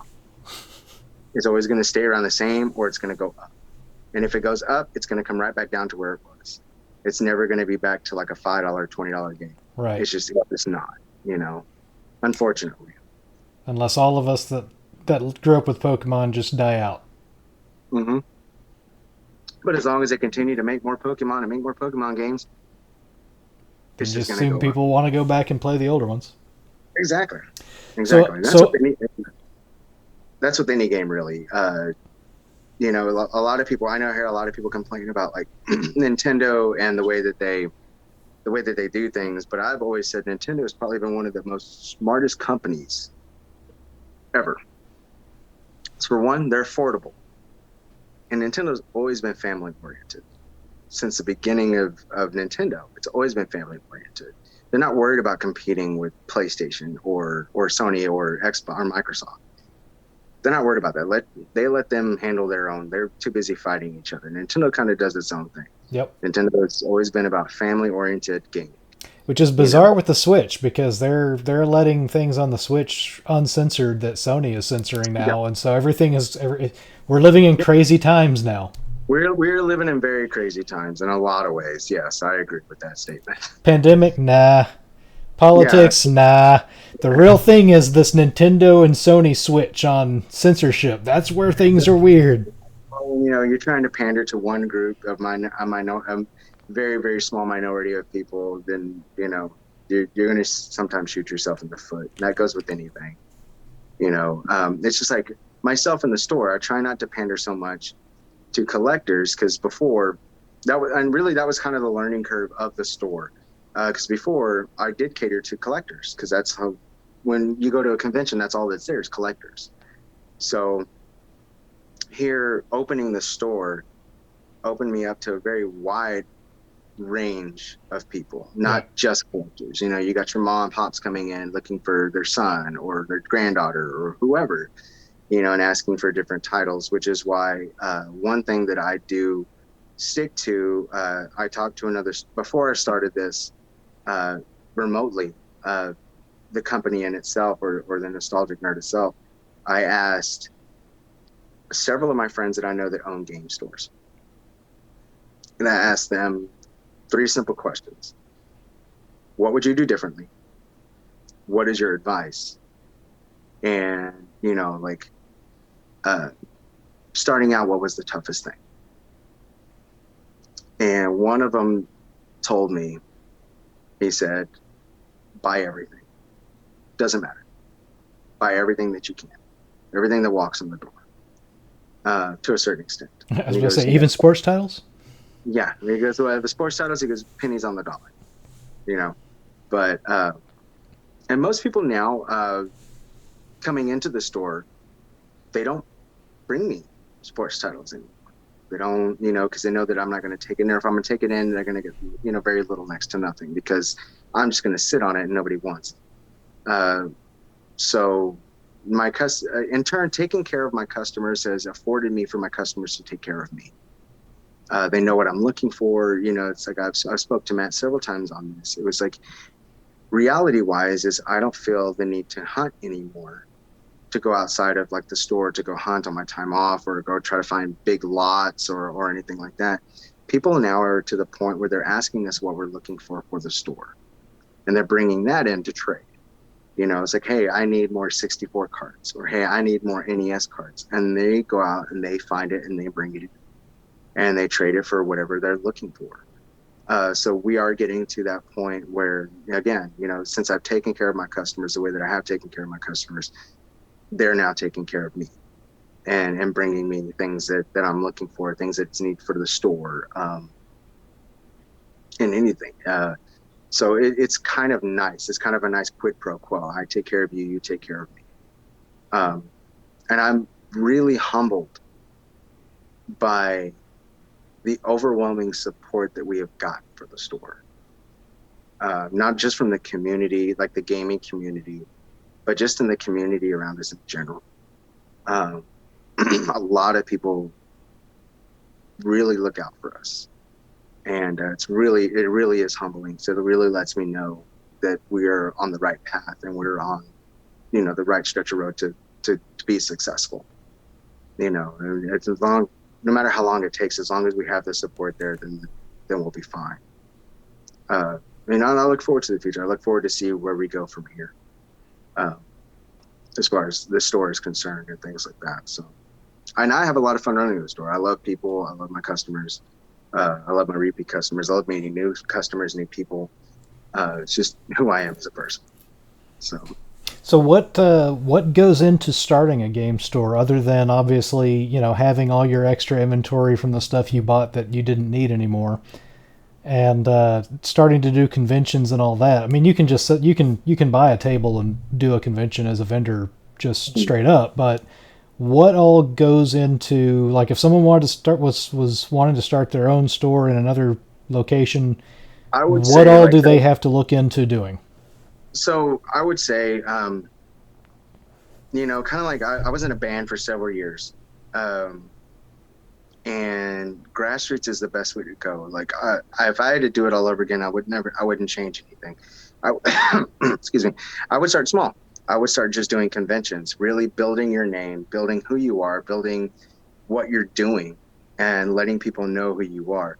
Um, and start out that way. I mean, there's several people out there that have made a success of just jumping into a store first thing out of the bat. And that's great. If that works out for you, that really works out for you. But I think the slow burn is kind of the best way to go. Um, building your name, building your inventory, building, what you do as a whole as a company. And then once you get to that point, of course you got to get, your tax ID, you got to get your doing business as in order. You got to get, it's actually pretty simple. It's really not that difficult at all. The best way to do it, I believe it's just the way that we did it, is to try, since I did it the way that I did, um, try not to get multiple loans, try not to owe anybody money when you open your doors except for yourself. You know, uh, that's the best way to do it. Yeah. Uh, Did you a go lot with of did you go with an LLC when you set up the business, like as far as all the paperwork and everything, or? we LLC this year. Um, we did that this year, finally. Once we got the business open and running and things like that, we knew that was kind of the next step to go. But other than that, I'd already taken care of, the all with everything with the city, things like that, and then of course tax IDs, because I mean I've been paying taxes since I started the business. So your tax ID, you're doing business as your DBA, all of that. Right now, as far as like everything like that, every penny that we make goes right back into the company in order to sustain the company. We want to keep this afloat as long as we can. So, and that's the way I expected it. I still work my regular 9 to 5 job Monday through Friday. Uh, and then I do the store on the weekends, which is kind of my passion project. It's what I want to eventually do full time, and hopefully we're on the right path to do that, That it's way, still, yeah, that still that gonna, way you can not take off on Sunday when I come up there and find out that your doors are locked. exactly, exactly. See, Because I've you done know, that. afford me a little bit more to be here longer, or to be here more days, looking up, to be open more days, things like that. Which is, I know a lot of people want, because we do have customers that have, uh, you know, uh, with their work schedules and things like that, that they want to come up here, but their work schedules conflict on whenever we're open. So, when they do eventually find the time to get down here. Matter of fact, like today, we're not open today. I mean, I've already had at least 3 or 4 people walk up to my door and asking if we're open, and I've got literally like totes and totes and totes of games everywhere. Like nothing is presentable. Matter of fact, you are sitting right here on top of where my register is supposed to be sitting, because my register is still in a box. So, you know, uh, Well, it's there's another aspect to think about for someone that's wanting to start. Like how did you go about setting up for being able to accept credit cards at conventions and stuff like that? it's super simple, super simple. I'm actually surprised that a lot of people don't take credit cards. Square, we use Square. Square is super easy to use, very user friendly. It's cheap. The minimal charge for credit cards and things like that outweighs, or the money that you make outweighs the fees that comes with it. Uh, that was another thing that I wanted to do whenever we started, was I wanted to have the ability to take credit cards. That was another thing that I did notice that a lot of vendors wouldn't do, is take credit cards. And a lot of people were worried about credit card payments and things like that. But is to the point now where you're very protected as a business. You get the Square reader. You can go to any like Office Max, not Office Depot, Staples, and buy a Square reader for $50. And you just set up an account, link it to a bank account, and that's it. And Oh, you're able to take cards.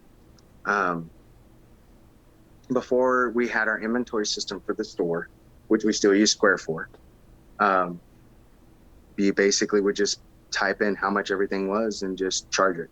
Um, And so we've always had the ability to take credit cards, and it has made a difference, because especially this past weekend, our credit card sales outweighed our cash sales. Um, so we very fortunate to have to taking the register down there and everything like that. And again, it's super easy. It's super user friendly. And it's easy to set up an account. Well, when you're going to a convention and spending that much on games, it's nice to at least get your 1% back in points. So people want to use the Exactly. credit card. Exactly. And that was the other thing too. It was very easy to go from one to the other. Because before we didn't have the register, obviously, because uh, we were just doing conventions. But when we bought the register, it was very easy to transfer everything from what we were doing to what we're doing now. We do pay a monthly fee for the program that runs for our inventory and everything like that. But I think it's like honestly like $60. It's not bad at all. And it's a once a month fee. It's not like every time we have a deposit or anything like that. If anybody is looking out there as far as like banking wise, Chase has the best business uh, banking accounts that's out there.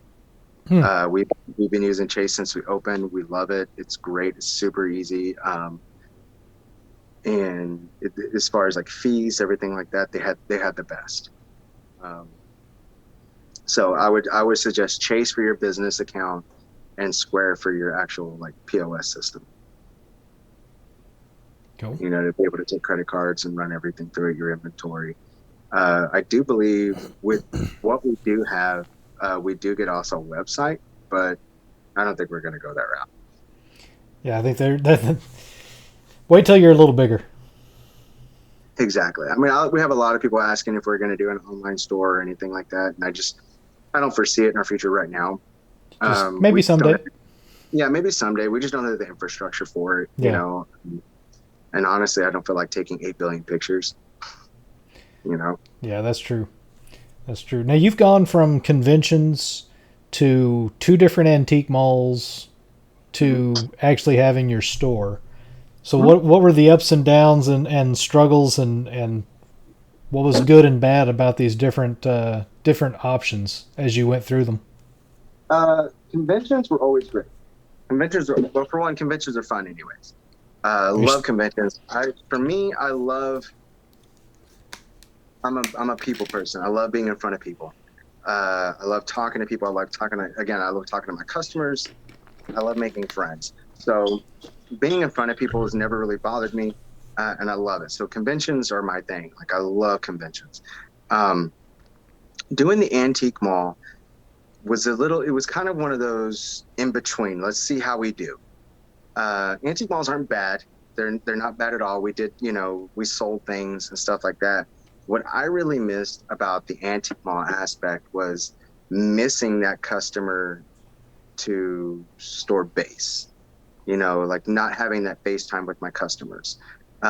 Because I feel that it's very important to have to have that relationship with your customers that come in. so like if you had still continued to do the antique mall and you were making as much money in the antique mall as you are in the store now, financially that'd be great, but you wouldn't have that relationship of people Yeah, asking, "Hey, what do you need? What are you lacking?" And so that's exactly. where And for the same aspect too, it's more along the lines of people, you know, uh, uh, the foot traffic. Like just yeah, a lot of people, I don't think grasp the concept of the antique mall. I would get messages or calls throughout the day asking like, "Well, you're not here, so I can't get into the cases," or and it's people didn't understand like, well, the keys are there. You just have to go ask somebody to come and open it up and let you look at everything. Whereas with me being here at the store now, that's a simple like, especially a lot of my probably shouldn't say this, but especially a lot of my like regular customers, I let them, hey, can I check out this game in the case if I'm busy with other customers or whatever like that? Yeah, go for it. Go take a look at it. Um, we don't keep our stuff under lock and key as much as anymore as we do like our higher end stuff and things like that. But and not only that, we're only at 350 square foot space, so it's really not much room for people to run out, as fast as possible. So even after they get outside, they've got to navigate. You could so probably yeah, they tackle got to them. navigate through Narnia before they get to their cars. So it's a little cumbersome. And I guarantee you, I 100% guarantee that somebody's going to face plant The trying to cent- get out the store. if they don't, the centaur will get them. Exactly. Mr. Tumnus is going to come after them. But transitioning from one to the other, the antique mall we did really well. in our first antique space, and then we did really well in our second antique space, but nowhere near to the success that we had with the store. And one thing that I did bring up to Matt was like, I really feel like we're missing out on that connection, on the customer base connection, and I think that that's going to really oversell us when we get a storefront. And sure enough, it's been as successful as it has been because of that. I feel like, I feel that way anyways, because we're actually getting a place where somebody can come in, you can talk to somebody, and you can see, well, what do you like? What do you want? What are you looking for? Like I said, I try to take care of my customers. If they're looking for something, I try to find it for them. Or if it comes in the store, I usually try to message them or, hey, this came in, do you want it? That's one thing that I do also want to set ourselves apart from a lot of the other stores is not, for one, it's just myself here, and Matt, whenever he is here, to not be that company that lets my employees hold things back because they want. I always want to have my customers to have first stab at whatever comes in the door. I don't agree with that. I mean, I understand that there's a certain time where the employees do have employee discounts and things like that. Obviously, it's just me here. So if I want to hold something back, I'm not going to anyways, because it's just me. Yeah. So not to say that there aren't things that came into the store that I really want to buy, or that I want for myself. I know Matt's said he's gotten a few things that he's bought through the store before. Yeah, he's bought a couple of things through the store and things like that with no discount. That's one thing that we did agree upon. It's like, if we're going to buy something at the store, we're going to buy it outright. We're not just going to, we want a deep discount and get it to where we bought it at. No. That's just not who we are. That's not what we want to do. We don't want to pillage our own inventory, because there's a lot of things here that, I would love to have. As a matter of fact, we just got in a Mega Man X3. It's one of the games that's actually the only Mega Man game that I'm missing out of my collection. And it is taking every ounce of my being not to buy it, but I want to give my customers first stab at it, because I know that there are other people out there that are looking for that same title. How long are you going to let it sit before you say, okay, it's been long enough. You had your chance. It's mine. 2 weeks, a month. I'll sit on it. I'll sit on it until the customer buys it. So you're gonna get your Mega Man X3 by finding it in the wild somewhere else. Yeah. I got mine. I got mine with the manual for my half price books. I'm just saying, have hope. They still show up out there.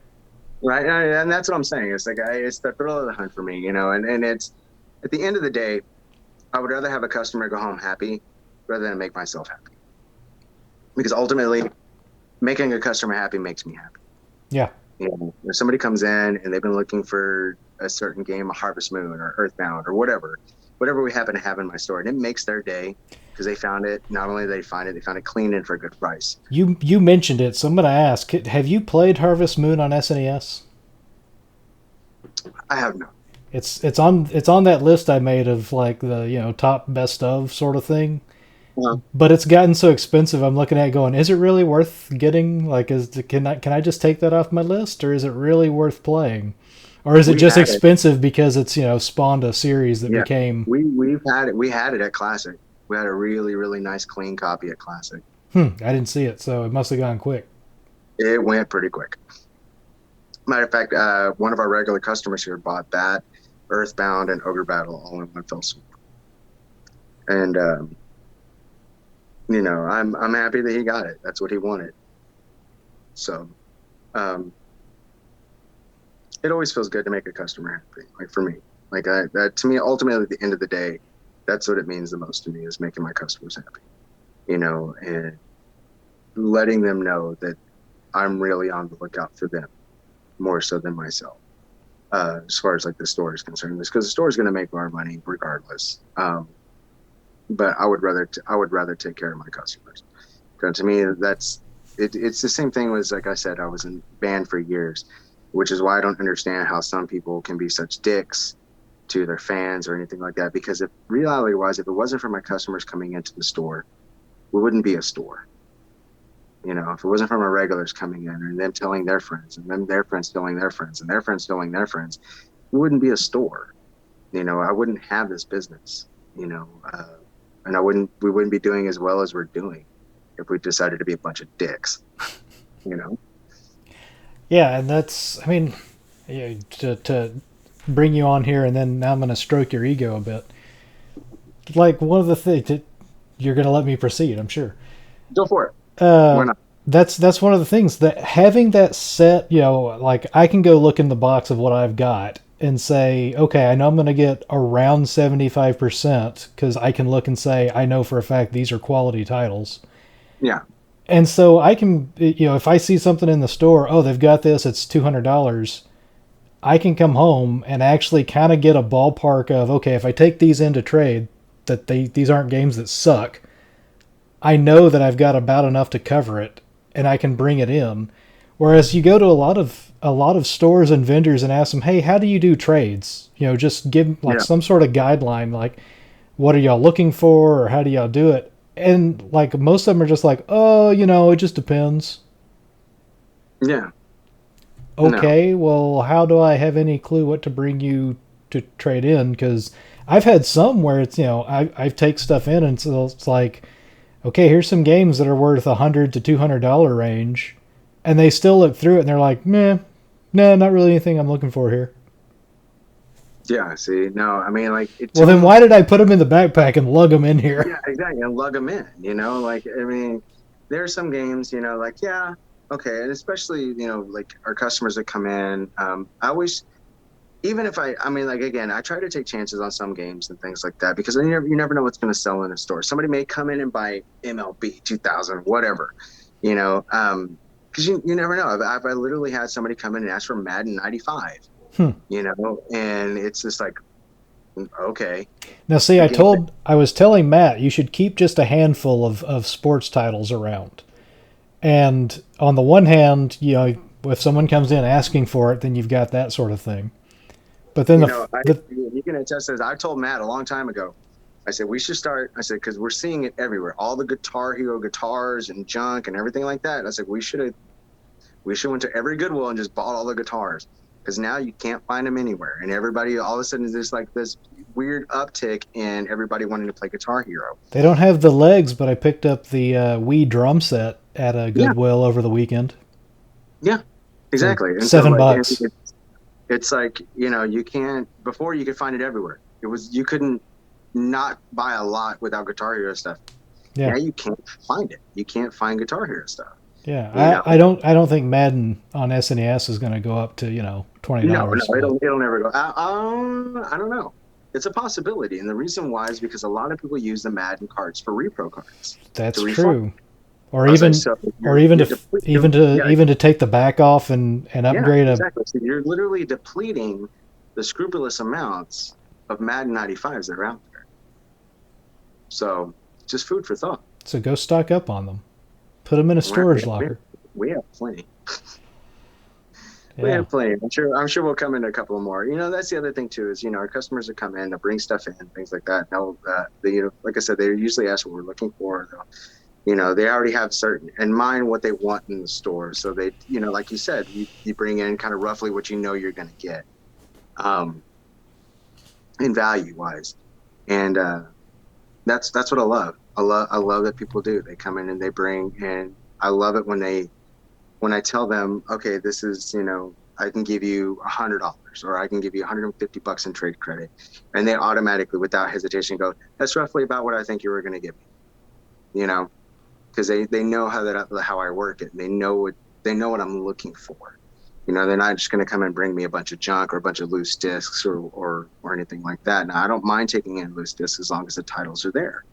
But I mean, I really don't want a whole bunch of just random Call of Duty discs, that I'm never going to sell. Well, I've, Uh, I've I've got a case over here. I may have to bring by the store next time. It's not just discs though. It's discs and manuals. They're just missing just cases. doing this. Well, I tell you what, you can deposit it in our nightly deposit box, which is the dumpster, Oh man.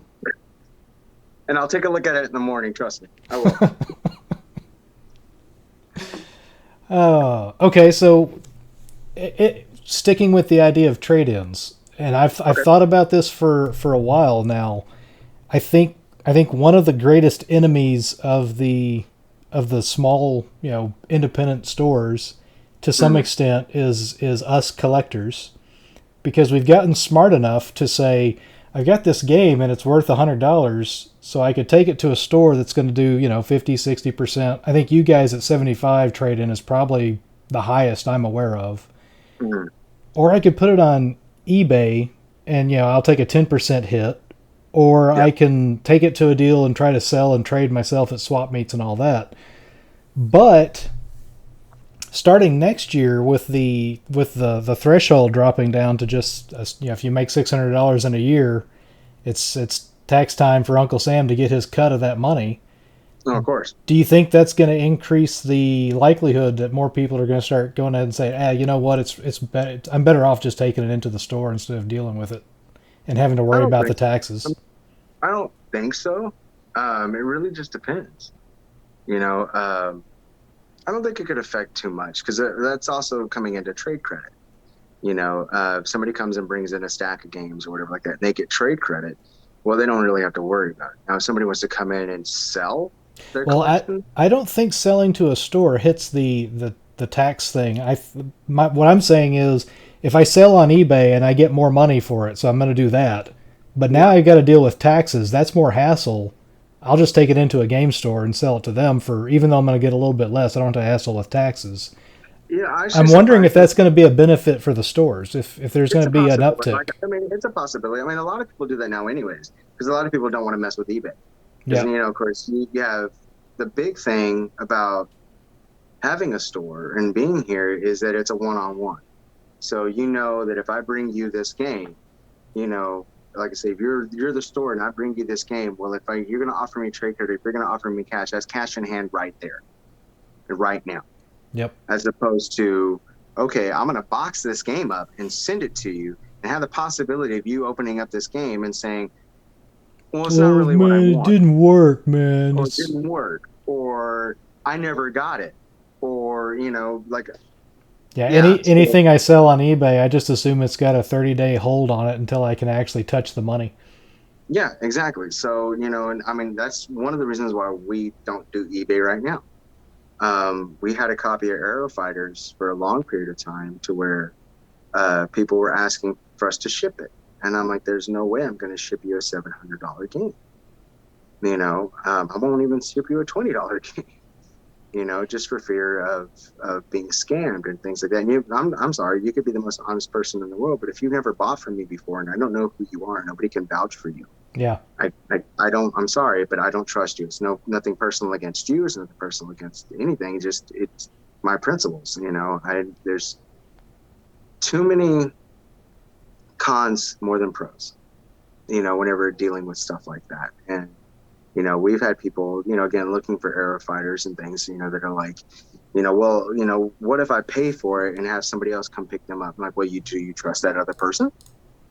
Or is it somebody else you just found in your little group that will come and pick it up for you? Because I wouldn't trust that person. Just me personally. Not only that, that's a liability for me in my store. If you can't come pick it up personally yourself, then I can't do that. I can't sell that to you. yeah. Unfortunately, I'm sorry. Like, would I love to make that $700? Of course I would.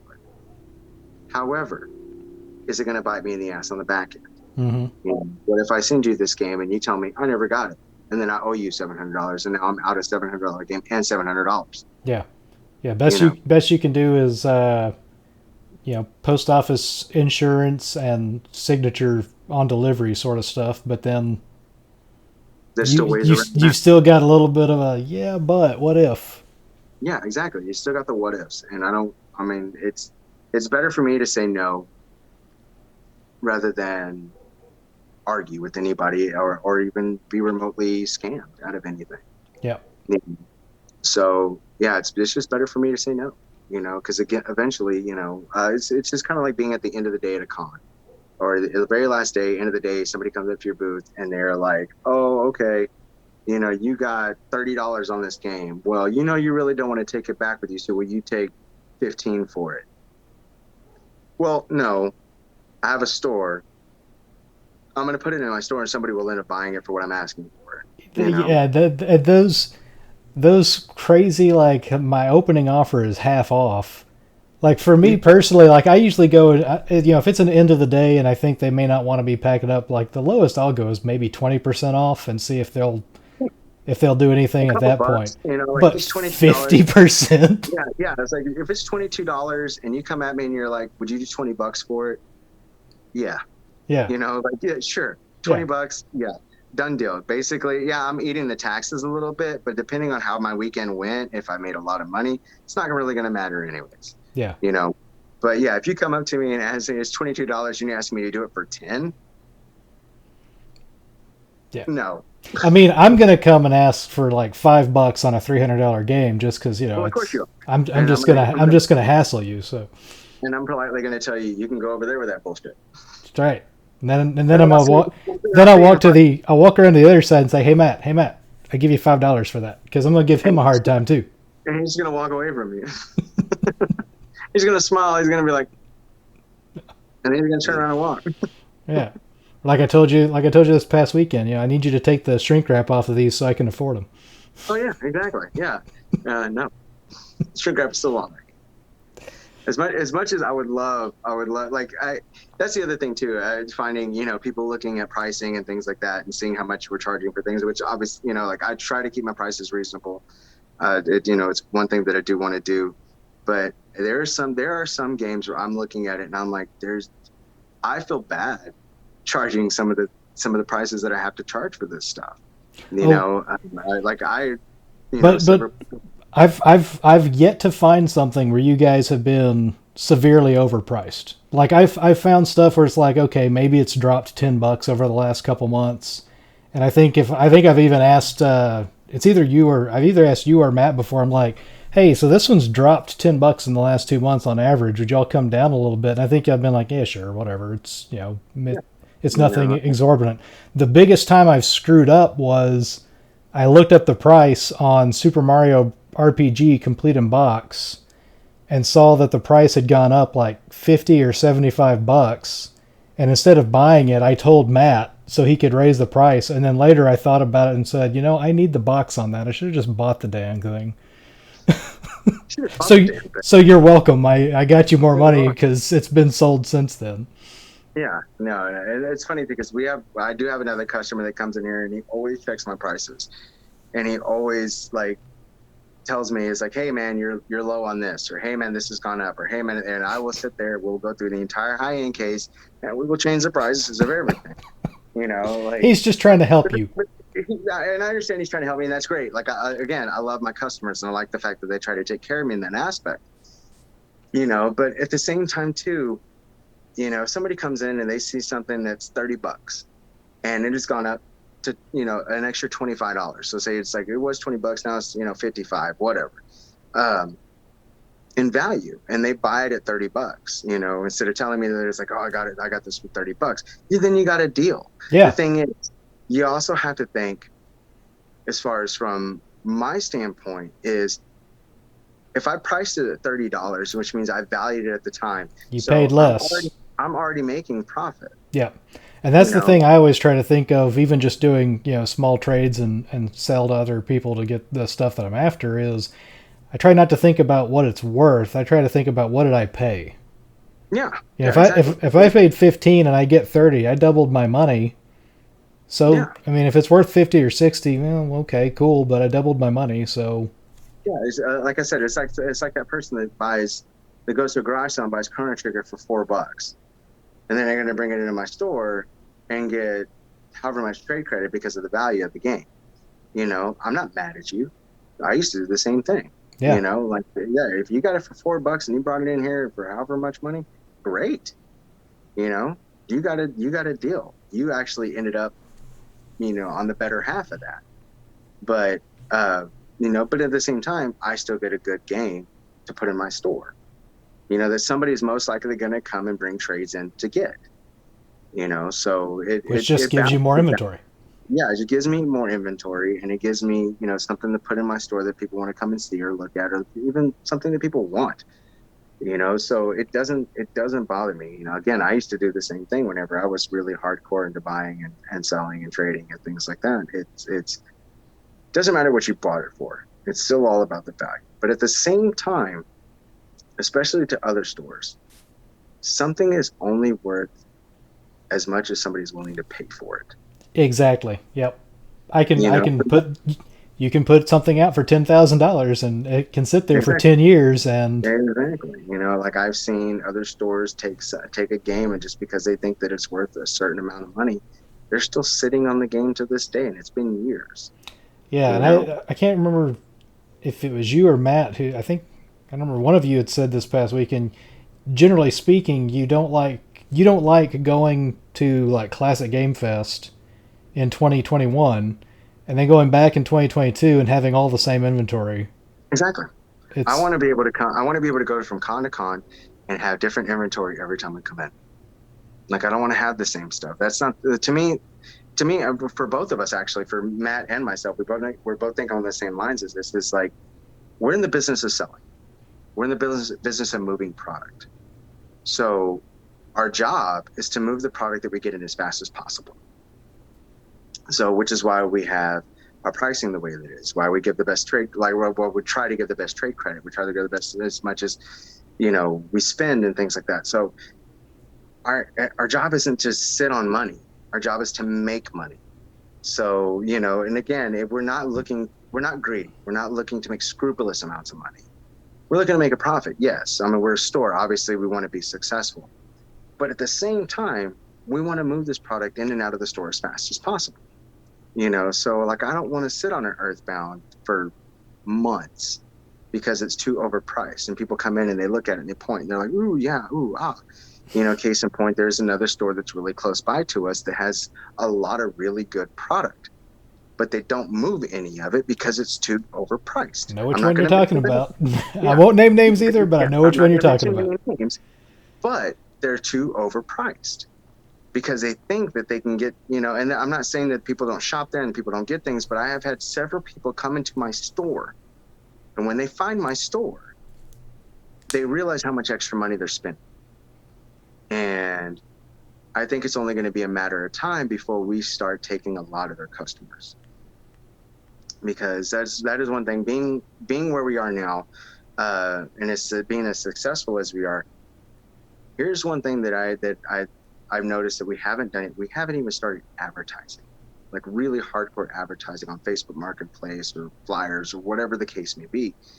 We haven't advertised. It's all been word of mouth and the reputation that we've built up into this point. So, people tell their friends and their friends tell their friends again. And then of course we have our customers who, they love our store. So they tell their friends, our Google reviews, things like that. A lot of people that we get come into the store that are new customers usually look us up on Google, and it's really just like retro video game store in the area where the first Yep. thing popped up. Yeah. And our Google reviews are great. Like nobody says really anything bad or negative to say about us. So, which I'm very prideful on that. I'm very humbled by that people like my store. Um, and then enjoy coming here and shopping with us. Even we've had customers come in here, and they look around and they don't buy anything, but they will tell their friend about us. Mm-hmm. You know? And that's fine. I don't mind that at all. We have our regular customers that come in and just hang out and talk and shoot the shit. I don't mind that either. I want to make this place a comfortable place for not only just collectors, but just regular people too. You know, um, and I like where we are. Again, being only a 350 square foot space, it feels like a little mom and pop shop that you would shop back in the 80s. You know, and It's not I'm really quite as colorful though. I think you need to get a little no bit no no. more We're missing neon like we're coloring missing in like there. the black light, and we're Yeah. missing the very colorful carpeting, things Yeah. like I that. think you But need to work on that though. we'll get there eventually. We'll get there eventually. I'm planning on doing some marketing towards like nerd after hours type stuff. We throw on the backlight. Get a You know, little get one of the little mini cabinets, the little 7-inch tall arcade cabinets over on the end so you can if I had the room for it, I would totally put some fucking one-up arcades in here. I totally would. Unfortunately, we do not have the room being only 350 foot square feet. But And then also, you'd probably only have that for about a month, and then they'd be broken. yeah, exactly. So many of the joystick would be, or the buttons would stick. Yeah. So probably from me playing it, someone nobody's here. But Instead of just watching Back to the Future and Goonies for the. Back to the Future, Goonies, and Wedding Singer. So Wedding Singer is a staple in the store. It is a tradition to play it every Friday. So most people that come in, my regular customers, they come in, and if it's not playing, they always ask, "Did you already watch Wedding Singer?" Like you've already watched Wedding Singer? Yeah, it's already played today. Oh man, I missed it. Yeah. You missed the playing of Wedding Singer. I love that. I love that aspect of my store. That customers gravitate towards things like that. And they get the personality of not just me but the store. And I really like putting that persona off and having that.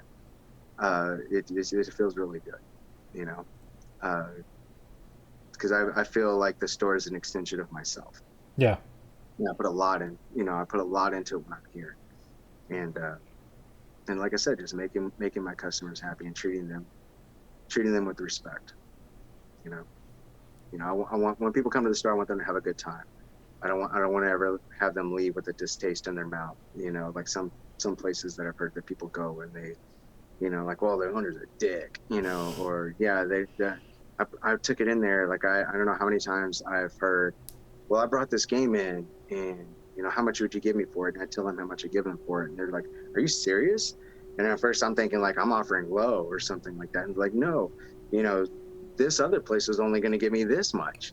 Yeah, I'm coming here from now on, and fair enough, okay, and I don't see it. Like I don't know, we're not greedy, and that is one thing that I will always stand by for this store, is to be respectful of my customers, stand by my customers, and give them the best deals that I can give them.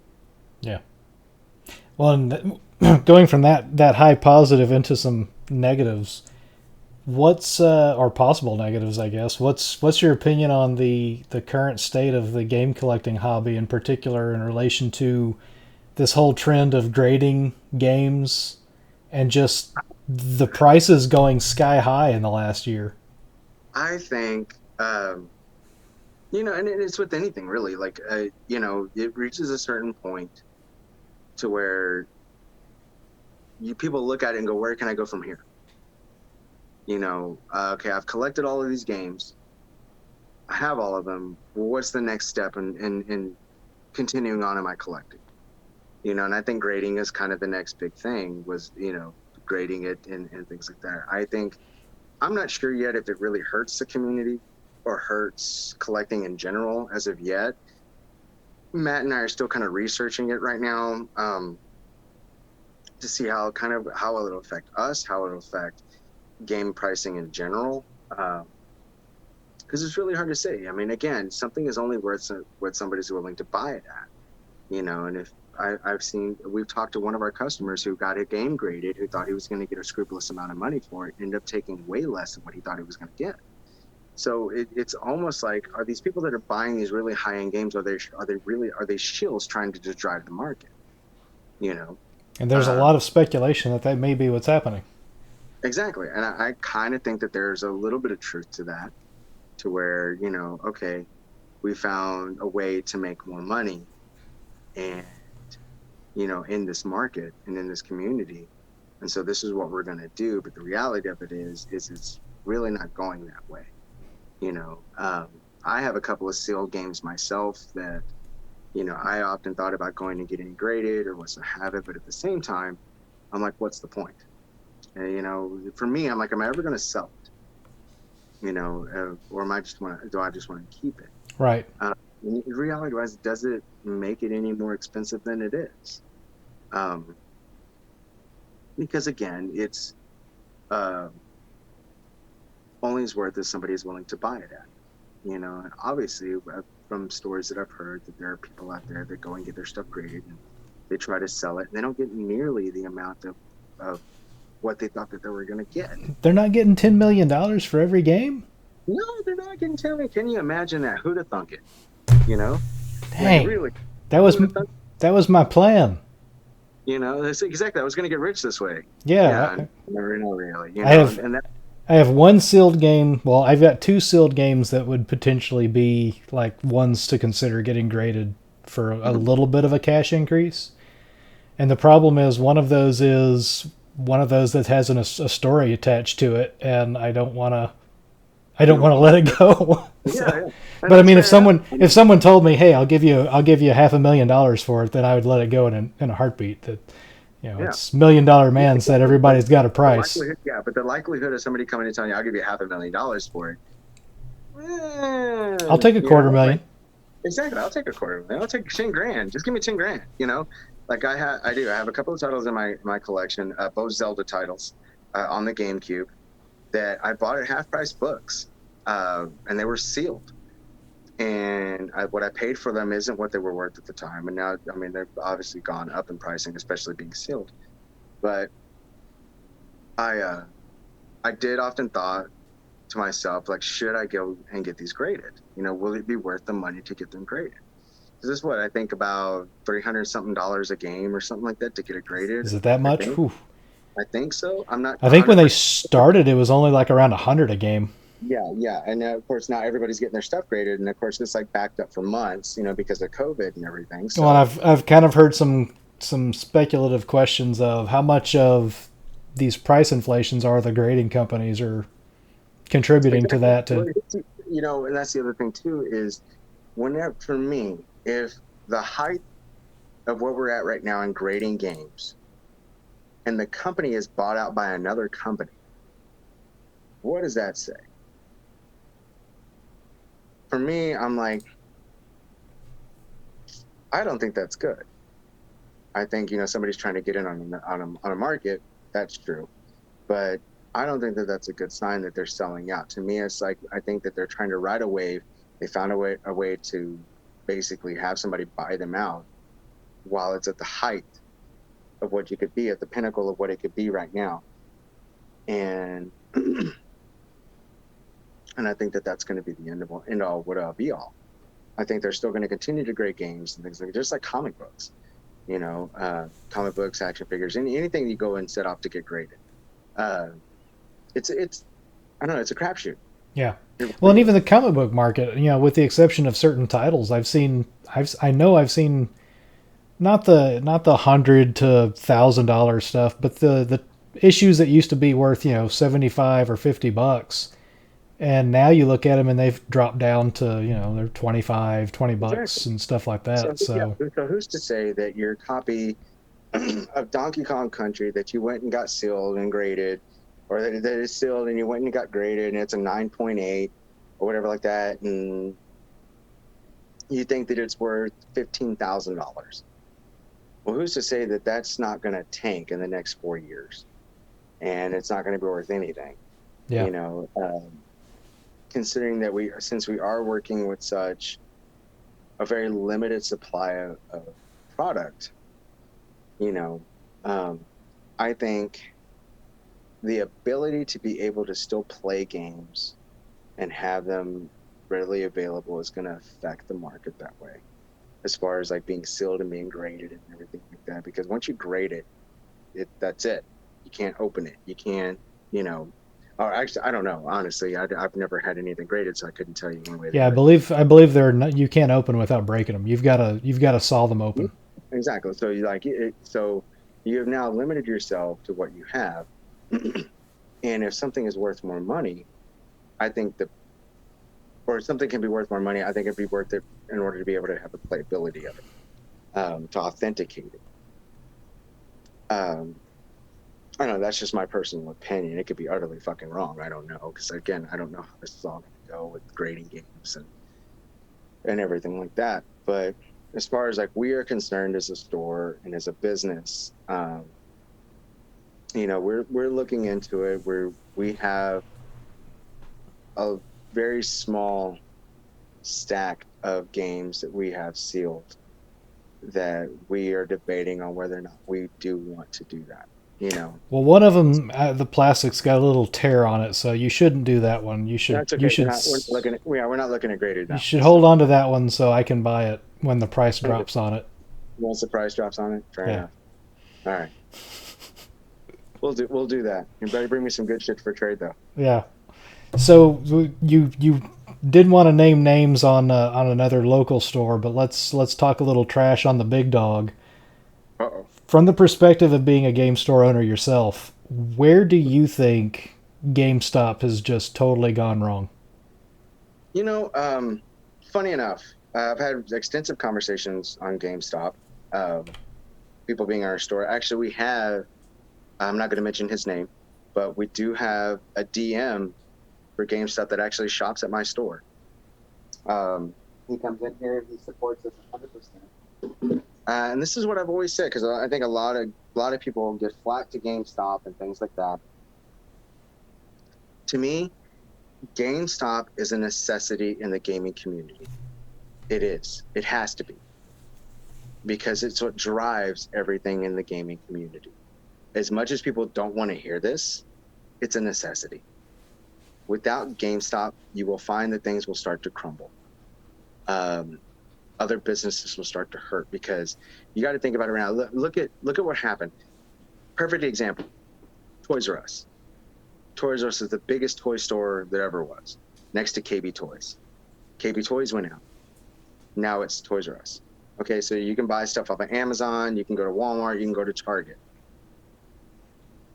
Toys R Us shut its doors because you can go to Walmart, you can go to Target, you can go to Amazon to buy your toys. Have you ever been down an action figure aisle down in Walmart? It's barren. It's the same thing with Target. It's barren. You can't find anything. Like, the things that you want to buy, scalpers are buying them. The things that you want, other people are buying them. So you go down those aisles, and it looks desolate. It looks sad. It's sad to go down a toy aisle at Target or at Walmart. It really is. It's kind of sad to go down the gaming aisle at Walmart. That's the other part of it too. So think about this. You take GameStop out of the picture.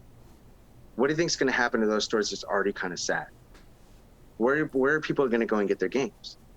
They're going to go to Best Buy. They're going to go to Walmart. They're going to go to Target. Where are you And going they're to going to go to Amazon. And they're going to go to Amazon. So you're literally hurting. You're shooting yourself in the foot. You know, because, okay, I can go to GameStop and I can pre-order a game. That's great. Can you go to Walmart and do the same? I don't know. I haven't bought it. I've pre-ordered a game in a while, but I don't know if you can or not through Best Buy or through Walmart or through Target. Can you pre-order games? Can you pre-order special editions? Or You can at Best Buy, and for the longest time, Best Buy was the absolute best place to order a collector's edition back when they had their Gamer Club unlocked, but they ended that because they were losing way too much money on it. You could get 20% off a pre-order for a collector's edition. Yeah, so that was great at the time. But you can still pre-order through Best Buy, and I will say that a lot of their pre-orders do the whole thing where if you pre-order it, when you pick it up, you automatically get a $5 reward cert to use on other products in the store. Yeah. So they're still my pick for pre-ordering games. I know you can pre-order at Amazon. I don't think you can at Walmart or Target. Maybe you can. I don't know, but regardless, it to me, GameStop is a necessity, and I think that they get a lot of flack. And there's a lot of areas where they went wrong. Some deserved, some undeserved. Exactly, some deserved, some undeserved. Like, for me, their trade-in, by all means, yes, that's where they fucked up. I think that they got greedy in that aspect, where people didn't want to bring in their trades or whatever like that, because it's like, if I walk out the door with a brand new game and walk right back in, I'm going to get nowhere what I just spent for the game. And to me, that's wrong.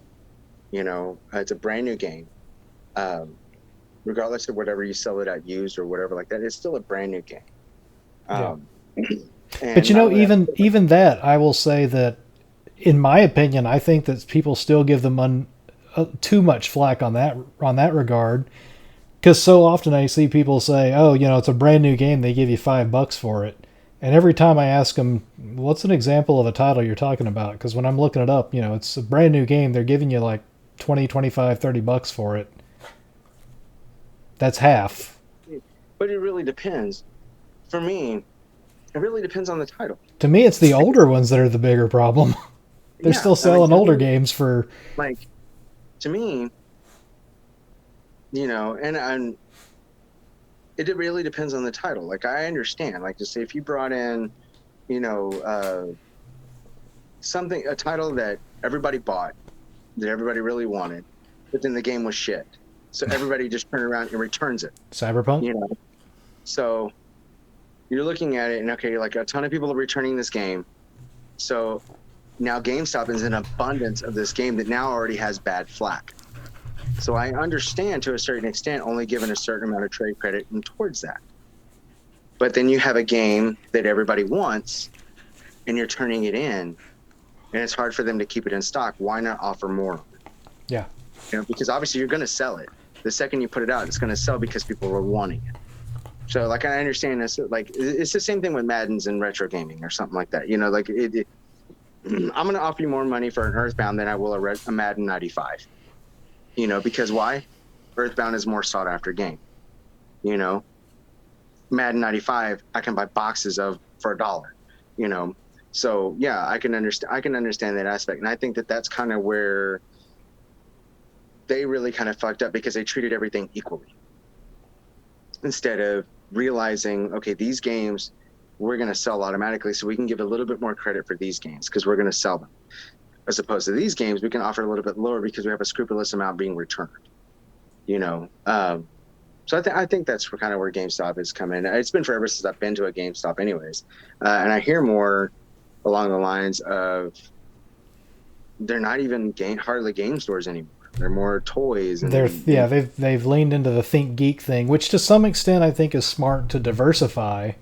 Yes. But to the same extent, it's basically like they're toys and statues, and then they're basically like PS5, Xbox Series X, and a little bit of PS4 and One X. Yeah. But like as soon as a new console comes out, like 2 gens back, they just clearance it all out. They don't take anything anymore. And I feel like they've screwed that up. Like they could have done well with the retro market in certain areas. The problem is I don't think they try to jump on the market in the wrong aspect as to they didn't hire anybody with knowledge. Yep. They didn't. So like you could, or if they did, they didn't listen to them. Yeah, they didn't listen to them. They more along the lines, yeah, we're just going to sell this stuff, and it's like, well, Mario Party 2 never came on a blue card, so why are we taking this blue card in? Or the Pokemon, or like I've heard several people say that I have ordered offline, and then I got the game and I realized it's a fake game. But they still charge me like it was a regular priced game. Like that's my biggest qualm with them trying to do retro. I didn't care that they were doing retro. That never really bothered me. But it was the fact that the people that they hired to run it weren't knowledgeable in the community. And it really hurt the community. And even that, like, for example, if they had the right people who knew what they were doing in the retro market, what I would have suggested is, okay, we'll take in retro games, but we're going to funnel them all over to this area in California where there are no other retro games, like no retro game stores in the area. I've been to California on a business trip where I was actually looking for retro games, and I found one store in one area that I went to, and everything was 30-40% over eBay prices. Yeah. And I was like, if GameStop opened a retro store in this area and had the prices reasonable, they'd make a killing.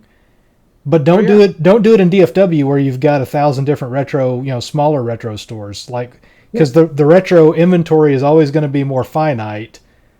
Open your retro stores in places that will benefit. Yeah, exactly. And they've got all the infrastructure and everything to do it, and they never capitalized on exactly. They have the infrastructure to do it and be successful, but they didn't. Or another example, they've got their own. They had, I don't know if they still do, but they had their own publishing arm. And so from that perspective, limited run games, strictly limited games, not one of them have any right to have beaten GameStop to that concept, but they did. No, but they did. Yeah, I mean, I think that GameStop has dropped the ball on several accounts. There's a lot of things they did right, but there's also a lot of things that they did wrong. And, but again, I don't knock GameStop for doing what they do, because again, I think it's a necessity for the gaming community. It's they we the gaming community, again, is, as much as people don't want to hear it, the gaming community needs a place like GameStop. If You know, if for no other reason than if they went under, then all the things that people hate about GameStop, they would then hate about the independent small mom and pop shops too. exactly, exactly. It's like, right now, like I don't know how Gamers many. need a boss. They need an I don't antagonistic know. boss to fight. Yeah, it's like I don't I don't know how many times I get asked if we have brand new Switches, or if we have the PS5, or if we have an Xbox, or like, it's like, well, I know I just do retro. I don't, unless somebody turns or trades it in, I don't get it. I'm not a dealer. Yeah. I'm meat and potatoes here. Like I don't have a dealer program to where I'm getting these these consoles, or these games in. It's like I'm not going to have the latest PS5 game. I'm not going to have these type of things in my store unless, again, somebody trades them in. So I don't have a deal with Nintendo or Microsoft or Sony. So places like that, they're a necessity to exist in order to get new games out there to people. And I mean, I would love to carry new items here in the store. I think it would be good. But I don't we're not at that point. Yeah. We're not as stable. Well, You know, without a GameStop, the other, I guess, the step down as far as small game stores, the biggest small game store chain wise to me around this area is probably Game Exchange. yeah, And if GameStop wasn't around, then how is Game Exchange going to say, our trade values are better than GameStop? exactly. Exactly. It's just like, You need the bad guy at the top to. yeah, you need the bad guy. You need somebody to blame shit on. You need somebody to say, like, oh, yeah, go to the nerd because this other stores gives shit trade credit, or their prices are too high, or whatever like that. And I mean, it's the same thing here. I never get mad at my customers for buying from other places, or they found a deal somewhere else. As a matter of fact, I congratulate them. That's fucking awesome. Yeah. You got a good deal. You found it over there. I've known store owners, they get mad at their customers from buying from other places, and I'm like, why? Because ultimately, you know, if you're good to your customers, they're going to come back to you regardless if they bought from somewhere else. That's like saying, like, somebody that shops at Target goes to Walmart once and buys something, and then, oh my gosh, Target's going to get mad at somebody for buying something from Walmart? No, why? Yeah. Why would you do that? It doesn't make any sense. Like, you're always going to come back. And if you treat your customer right, they're always going to come back, regardless. You may not have had what they had, what they were looking for at the time, but they will still come back to you. Yeah. Like, I don't always have what my customers are looking for, because of the way we sell things, or the way that we, or how fast people buy stuff from us. I don't, I can't keep things. There's certain things that I can't keep in stock. I would love to. I'd love to have Smash Brothers on the 64 continuously in stock, but I can't. Yeah. Well, you can. You can. Yeah. Next time you get one, then put $10,000 on it, and you will keep it in stock. And it'll just sit there forever and a day. But you'll have it in stock. Yeah, because again, I'm in the business of moving product, which is why we don't, like, Matt and I don't shy away from high-end items. I understand that a lot of game stores will shy from high-end items or taking them in, but I don't understand why. If you price them reasonably and if you price them accordingly, people will come in and bring you trades for those items. They will trade you. And I remember at one of the first conventions I went to, there was a vendor that I was asking him, I've got some stuff for trade. How do you do trades? And he was like, well, I mean, it kind of depends on what you've got. I don't want to do. I'm not going to do dollar for dollar on everything, but if you've got some high end stuff, that's more sought after, but you're wanting like more mid range stuff, I'll do dollar for dollar trade on that. And this is back when we thought $150 was an exorbitant priced game. So this is back in the day. Like I said, when I thought the $75 was really expensive for Dracula X, Yeah, you know, and I yeah. was like, yeah, Or it was like, someone I was talking about keeps referring back to when you had Panzer Dragoon Saga for 650, and a lot of us were like, "Holy crap, that's so expensive." Now it's mhm, 1,200 bucks or more. yeah, exactly. And I get it, like I do. Like we have that boxed or that sealed copy of Pokemon Gold, and I think we got it right now for about $1,000. And That's I that's the one understand to it's grade, man. That's one to yeah, grade. yeah, right. And everybody, I remember everybody classic coming up and looking at it and pointing at it, going, "Why is it so expensive? Why is it so expensive?" And I'm like, "Because it's sealed." I was like, "Nobody's ever touched it before. Nobody's played this game before." And it's like I trust. Again, this is where it comes for me. I'm like, trust me, I don't want to be charging you this much for this for these games. That's where, like, if you Unfortunately, were if you hit the Powerball, you had hundreds of millions of dollars, would you just buy up sealed games and then just do a YouTube channel of opening it? oh no, if I made that scrupulous amount of money, I'm going on a vacation for a very long time. Fair. Like I'm not even like, video games are going to be the least of my concerns at that point. I will go on a fucking vacation. Fair, You know, fair. So like I all will treat myself to the Bahamas or something like that, or some mysterious but island. don't lie to me. You're going to go to the Bahamas and then you're going to lay on the beach and then the next day you're going to get up and look at your family and say, "Y'all hit the beach. I'm gonna go look around and see if there's any games around this area." I'm gonna look around. Oh no, I'm always looking for games. Always. That's a constant. Anywhere I go, I'm always looking for games. Even though I know there's going to be no games to be had, I will still look for games. I will Yep. still look for something retro related. Yeah, Yeah. So you what? know.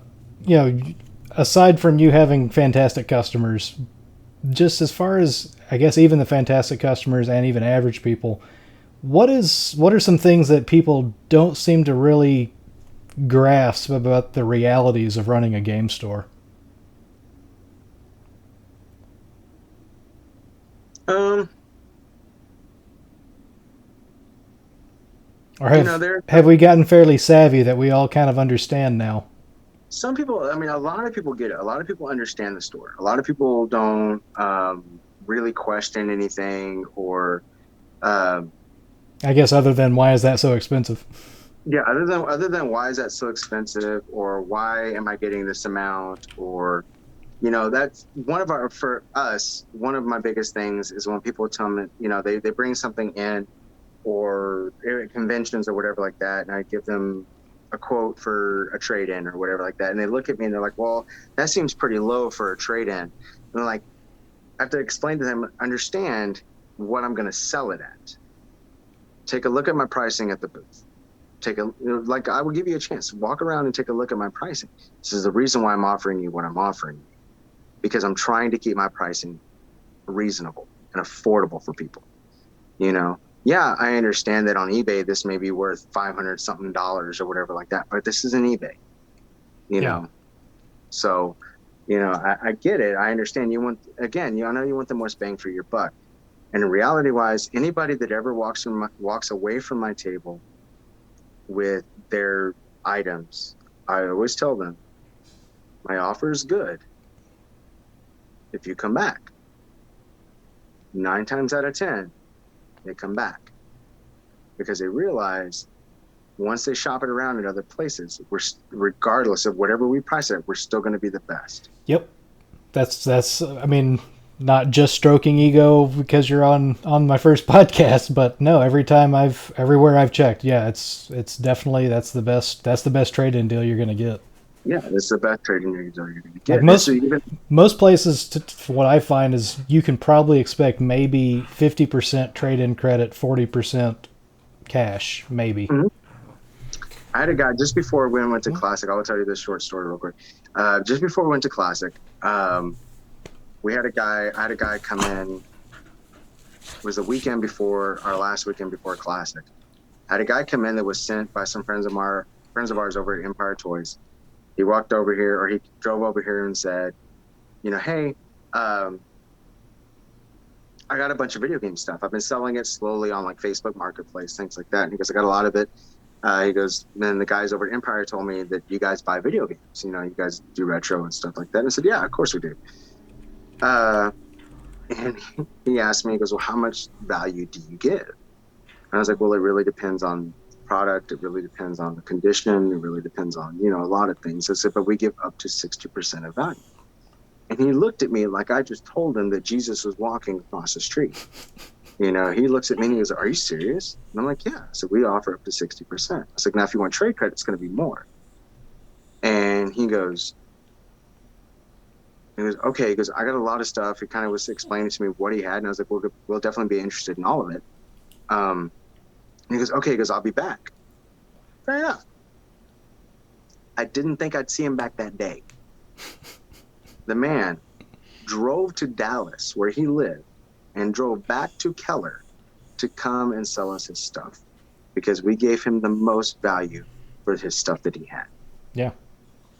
And I'm like, if somebody is willing to drive to Dallas and back to Keller to sell us his stuff because we're going to give him the best value, I figure I'm doing something right. Like I'm making people happy. I'm making people feel like that's the other part of it too for me, is like letting you know that your stuff is worth something. It's not just 20%, 30%, like that's what I think that it's worth. No, I know that it's worth something. I'm going to sell it because it's worth something. And to me, whenever you offer stuff that low, it's an insult. Yeah. That to me, that's what it feels like. It feels like an insult. Like that I'm insulting my customer, telling him like, oh, well, it's only worth this much money. No, it's not, because you know what you're going to do with it. You're going to go and you're going to raise the price on it anyways. We try to modestly price our stuff, and even with a little bit of a markup, and we still can be better priced than everybody else. Well, and truthfully, from outside of the games market, in my the 9 to 5. 25% markup is considered pretty standard in and out day-to-day markups. I mean, we've got a few salespeople who work the magic and hit those 40, 50, 60% markups, but none of our customers need to know about that. I will tell you right now that our markup is nowhere near that high. But yeah, 20. I mean, if you think about, if the value is this and you're giving a 75% trade-in credit, then that would math out to about a 25% margin for you to make some money off of. Yeah, that's pretty, that's reasonable profit wise. Exactly. And it's not a huge margin to feel like you're getting screwed over either. Yeah, exactly. It's not a huge profit margin to say, or huge margin to where people feel like they're well, I guess this is the best I'm going to get, and feel bad about what they're getting. Because I don't want anybody ever to walk out of my store feeling bad about what they've done. Yeah. Or feeling like they got robbed. Well, and then I think, and with stores, I mean, like if I see something that's about 10% over an online average price, yeah, they've got to pay. You've just got you and occasionally Matt's in there, but. Most stores, they've got to pay payroll, they've got to pay electricity, they've got to pay water bills, they've got rent and things like that. So if it's within 10 to 20% of an online average price and it's something I'm really looking for, I'm like, okay, fine, I haven't been able to find anywhere else, I'll take it. And that's kind of where I went with it, as far as what we hear here at the store. Is that going from the antique mall to here in the store, we did not change up what our market percentage was. I wanted to keep it the same, or at least try to keep it the same, because I didn't want to start creeping up on our pricing the way some places do. If people are already used to paying a certain markup at the antique mall, they're going to be fine with paying the same markup at a store. And that's why I want to try to keep my prices. Now who's to say in the future, if things don't start changing or whatever like that, that we won't possibly bring it up a couple of percent. or whatever like that. That's neither here nor there. Yeah, you've got to adjust to market requirements, and Yeah, we always got to adjust to market requirements. But if we can still keep our margins to where we're still profitable, we still always, our main focus is always still to offer the best prices to our customers.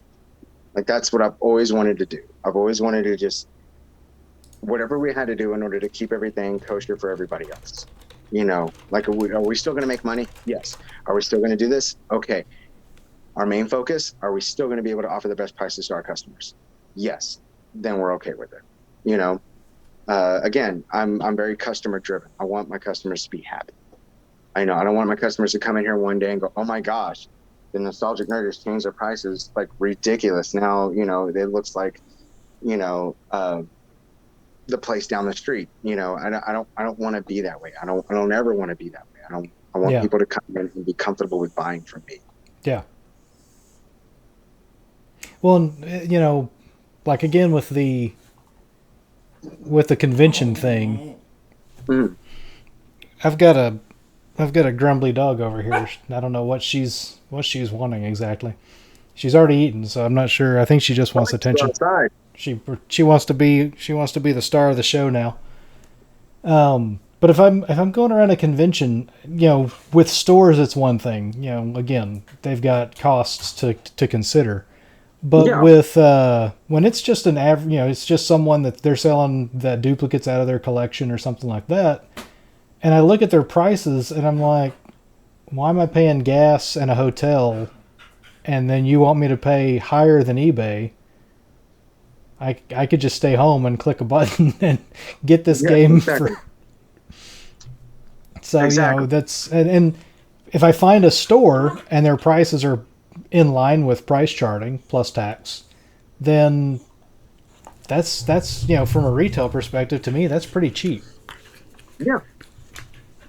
And if I'm still making my money, then I don't see what the problem is. Again, we're not greedy people. We're not looking to be multimillionaires on this or anything like that. Like, we're never going to get to the level of GameStop or anything like that.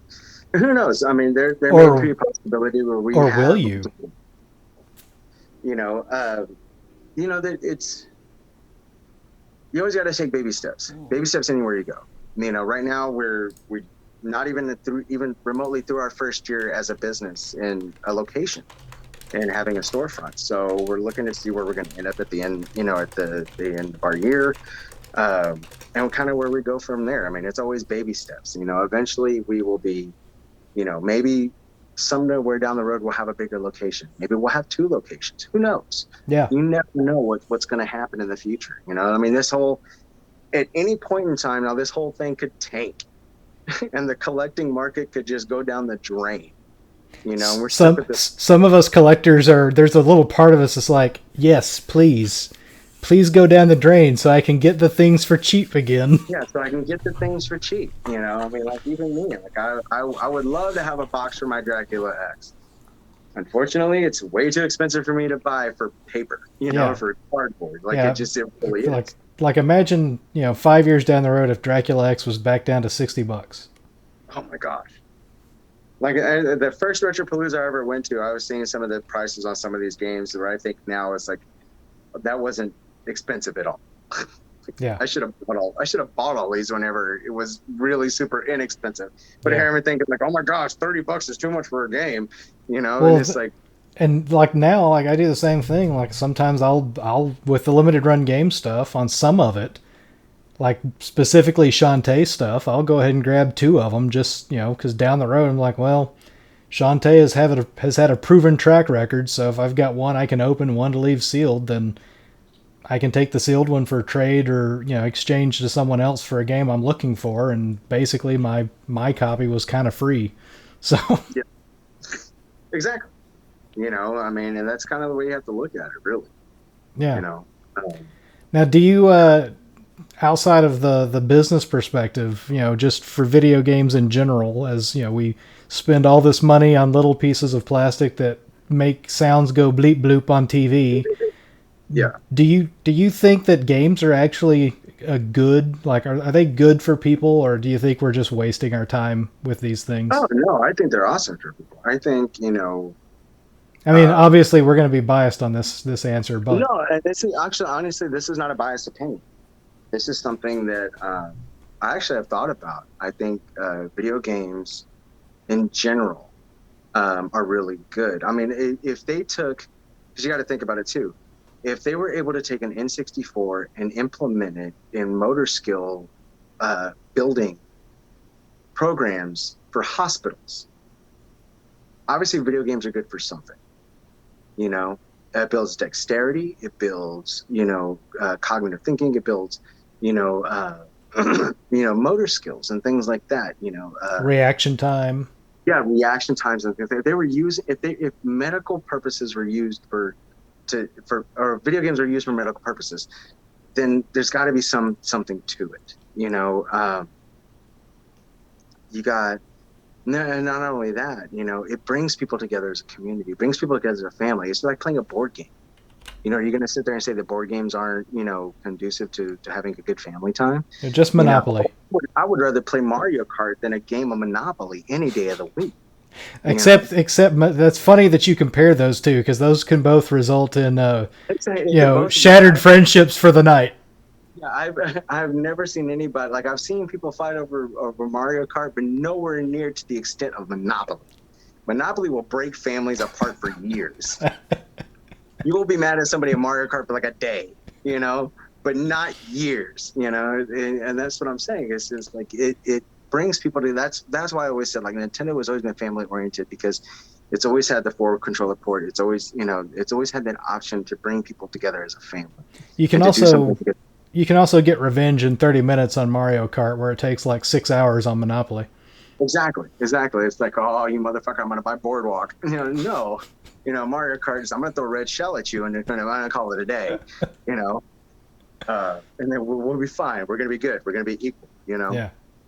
Now on that note, like, what do you think it's going to take for gaming to get past their stigmas? Because the industry is now bigger than Hollywood and the music industry combined. But it still has this kind of look down the nose aspect from a lot of different sources.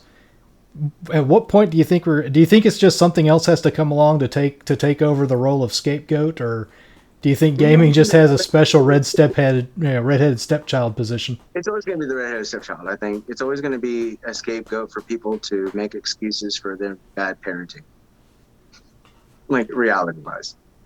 Like, I think that going far back as even the 90s and things like that, when the big push to make the maturity levels on games and things like that, which I understand. Mortal Kombat, Blood and Sweat. Yeah, exactly. But it's the same thing with cartoons.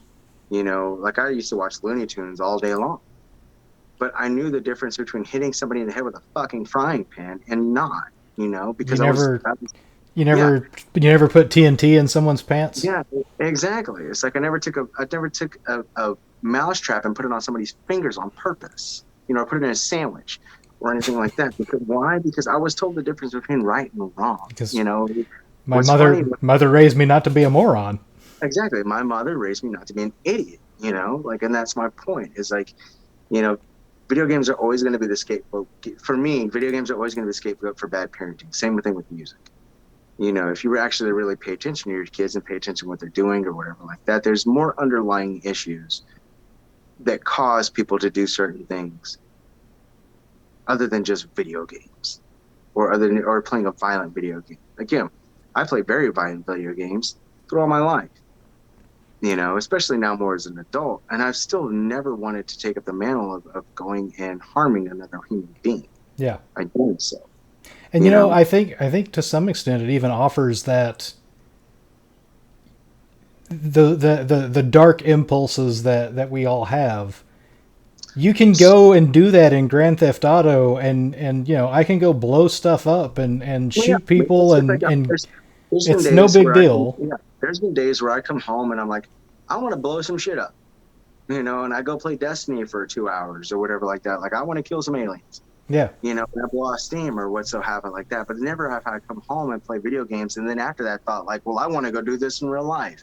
Right. Because I've got consequences, and I understand the value of human life. When people do certain things, like, for me, evil is going to evil regardless. You could take the video games out of it. You could take the music out of it. You can take certain aspects out of somebody else's life. But if somebody wants to do evil, they're going to do evil. And there's no stopping that. It's yin and yang. You can't have a yin without a yang. You can't have light without a dark. I mean, stop trying to be like, not trying to be like super philosophical or anything like Yeah. that. But, you're always going to have good and evil. That's just the ultimate battle of all time. It's just going to happen. It's unfortunate. I hate that. Like not trying to get into politics or anything like that, because I definitely don't want to take it to that route, because we'd be on here for another like 4 hours. But My dog won't like that. exactly, right? But evil is going to evil regardless. And I don't think that video games should be blamed. There may be a possibility that there's some influence or whatsoever, but also you got to look at the person's health history, mental health history, things like that. I think that's a lot of it. It's You the look at underlying that aspect of it, not just, oh, the video game made him do it, or the record that he was listening to made him do it. Okay, well, were you really paying attention to your child whenever they were really reaching out for help? Mm-hmm. Or this person or whatever like that. Was this person bullied? Was this person, not given a chance to express themselves correctly, or anything on that aspect? And I feel sorry for those unfortunate souls. I feel bad. Like, I don't, and I think a lot of video games and music and things like that get a bad rap. So again, I watched Looney Tunes as a kid, never thought once to hit somebody over the head with a frying pan. Yeah. I watched Three Stooges, which they beat the shit out of each other. But I've never, ever thought to go up to my cousin or something like that and hit Poke him in the eyes. Or poke him in the eyes, or hit him over the head with a fucking hammer. Yeah. Like, it didn't cross my mind. Friend of mine that's a physical therapist says in chat, Wii's are very popular with neuro rehab recovery. Yeah. So I've got 3 last questions for you, and they're not going to hit nearly as philosophical as that last one. Okay. But for you, best video game movie or TV/animated series? Ooh. Best video game movie. Of the long list of amazing video game movies. Very long list. Short to some. Honestly, just because I'm a nostalgic person, and I remember my dad took me to go see the movie. I'd have to say the Mario Brothers movie. Like, I think, I know it is cheesy and it's horrible and whatever, but I remember I think it's because of the nostalgic factor in it, and that the fact that my father took me to go see the film because I wanted to go see it, even though I know he didn't want to go see it, but he took me. And good or bad, I'm kind of irritated that it hasn't gotten a Blu-ray release. I do want a Blu-ray release of that. I want a Blu-ray. I would love a Blu-ray release, but yeah, I think as far as like video game movies, that has to be hands down. I mean, obviously there's other video game movies that have come out that have been spectacularly better than that, but just for nostalgic purposes and my own love of Mario Brothers and the fact that my dad took me to go see the film, I'd have to say Mario Brothers. Do you have a VHS copy to play in the store? I do not. I've been searching for You need one. Okay. I need one. I need a copy of it. Yes, I have it on DVD, but I'm refraining from playing it on DVD. Okay. So, is digital going to kill physical games? yes. It It almost has. almost has. What you've already got on disc is only a fraction of the game. I am very, very being a collector. I want something physical, and it's the same thing with anything as far as like digital media in general, whether it be DVDs, Blu-rays, video games. I think that it's a necessity to have physical copies. You need to. Like I have a buddy of mine that is always like, well, how come you have so many DVDs? And I'm like, well, because I like my physical copies. Well, but you can watch it on Netflix, or you can do this, or you can do that. And I'm like, this is true. You can right now. Right now. However, what happens if the hard drive you got all that stuff on crashes? What are you going to do? You're going to cry about it. All your stuff is going to be gone. Well, what about it? Okay, I saved it to the cloud. Okay, well, what happens if the cloud shuts down? You know what? I still have my physical copy, and I love physical media. adore physical. I mean, obviously being a collector, I do, but I love physical media. I like have the tangibility of something in my hands that I have purchased, not something that is just codes. Yeah. You know, Or something that they can change if they exactly, wish, exactly in a moment's notice. or It's like, pull off okay, the deal, or yeah, exactly. It's like that's like I bought the first season of Stranger Things, and my friend was like, "Well, you can watch it on Netflix." I'm like, "For right now." But who's to say later on down the road they just don't make any more Stranger Things, and they decide to just get rid of it. or Netflix goes bankrupt.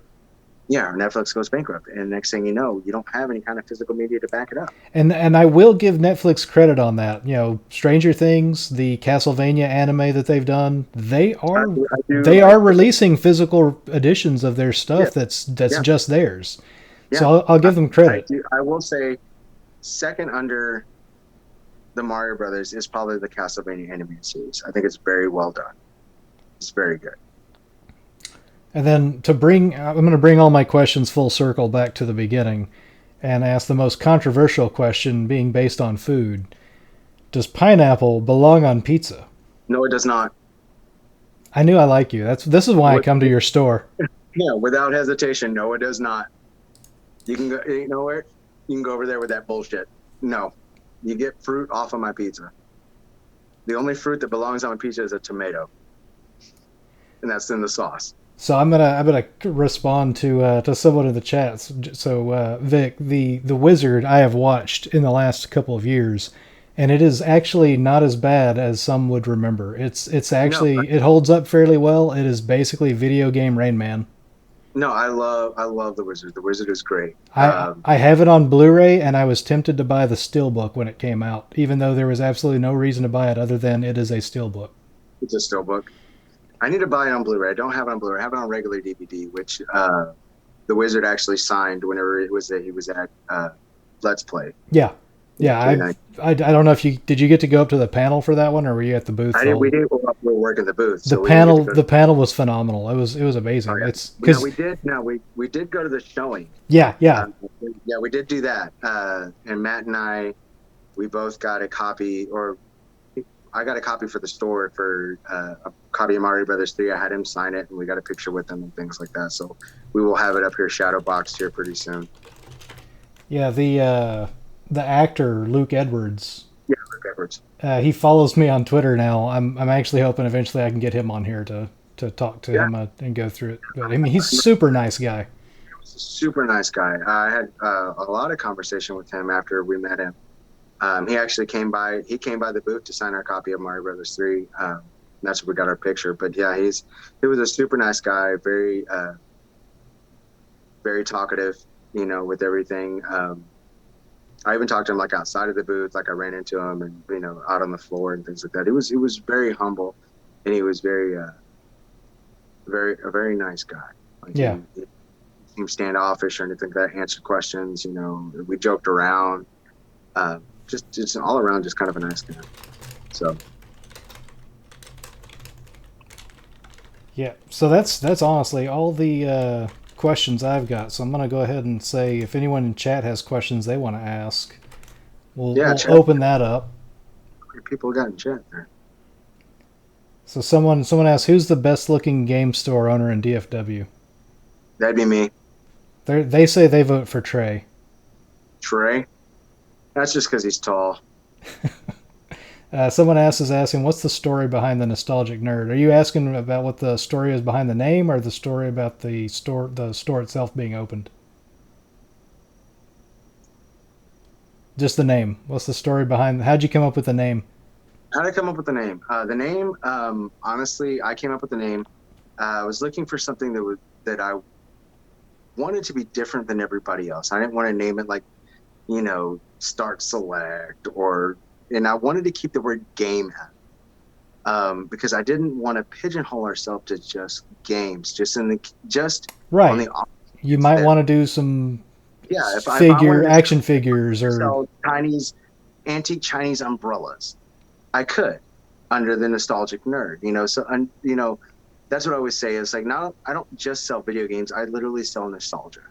I sell what people used to remember doing, playing and things like that. So if I wanted to do antique board games, I could do antique board games. If I wanted to do, tea kettles. I could do tea kettles. If I So want to you do albums, I could do albums. If I want to do DVDs, or not DVDs, but VHS, I could do VHS. so So everyone here can hold you to it that someday you will carry the little people figurines. it's a possibility, yeah. Maybe I may even carry Weebles, Weebles wobbles, but they never fall over. Never fall over.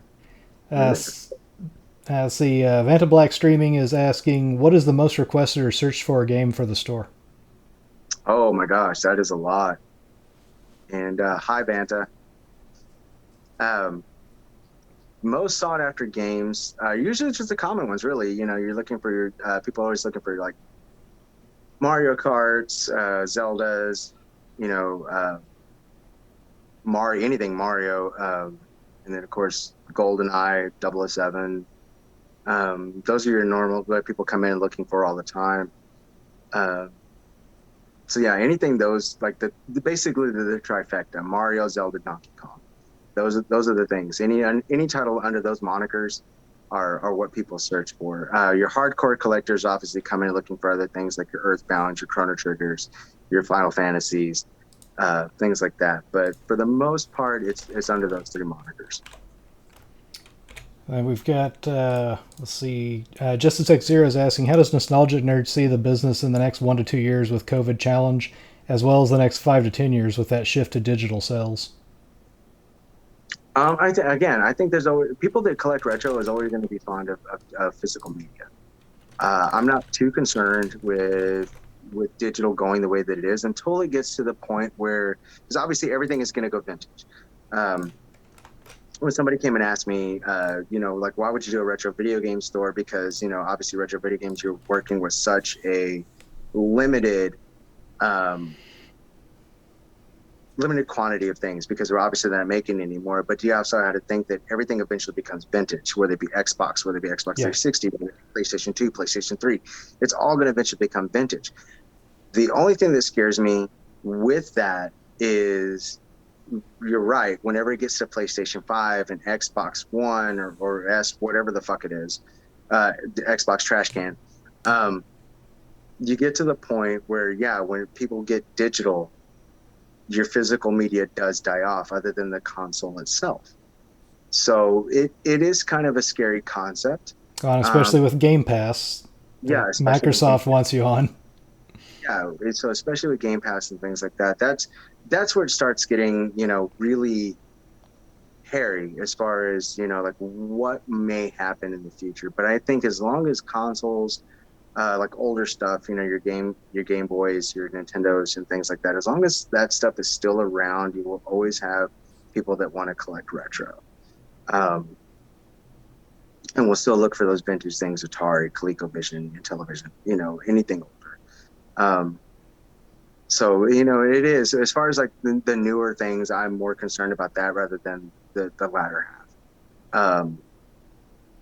So yeah. And if it really all dries up, then you'll start selling tea kettles and toys. Yeah, exactly. And if it all dries up, if everything kind of goes to shit in a handbasket, then we will just go on to selling vintage troll dolls. I don't know. Like it really just depends.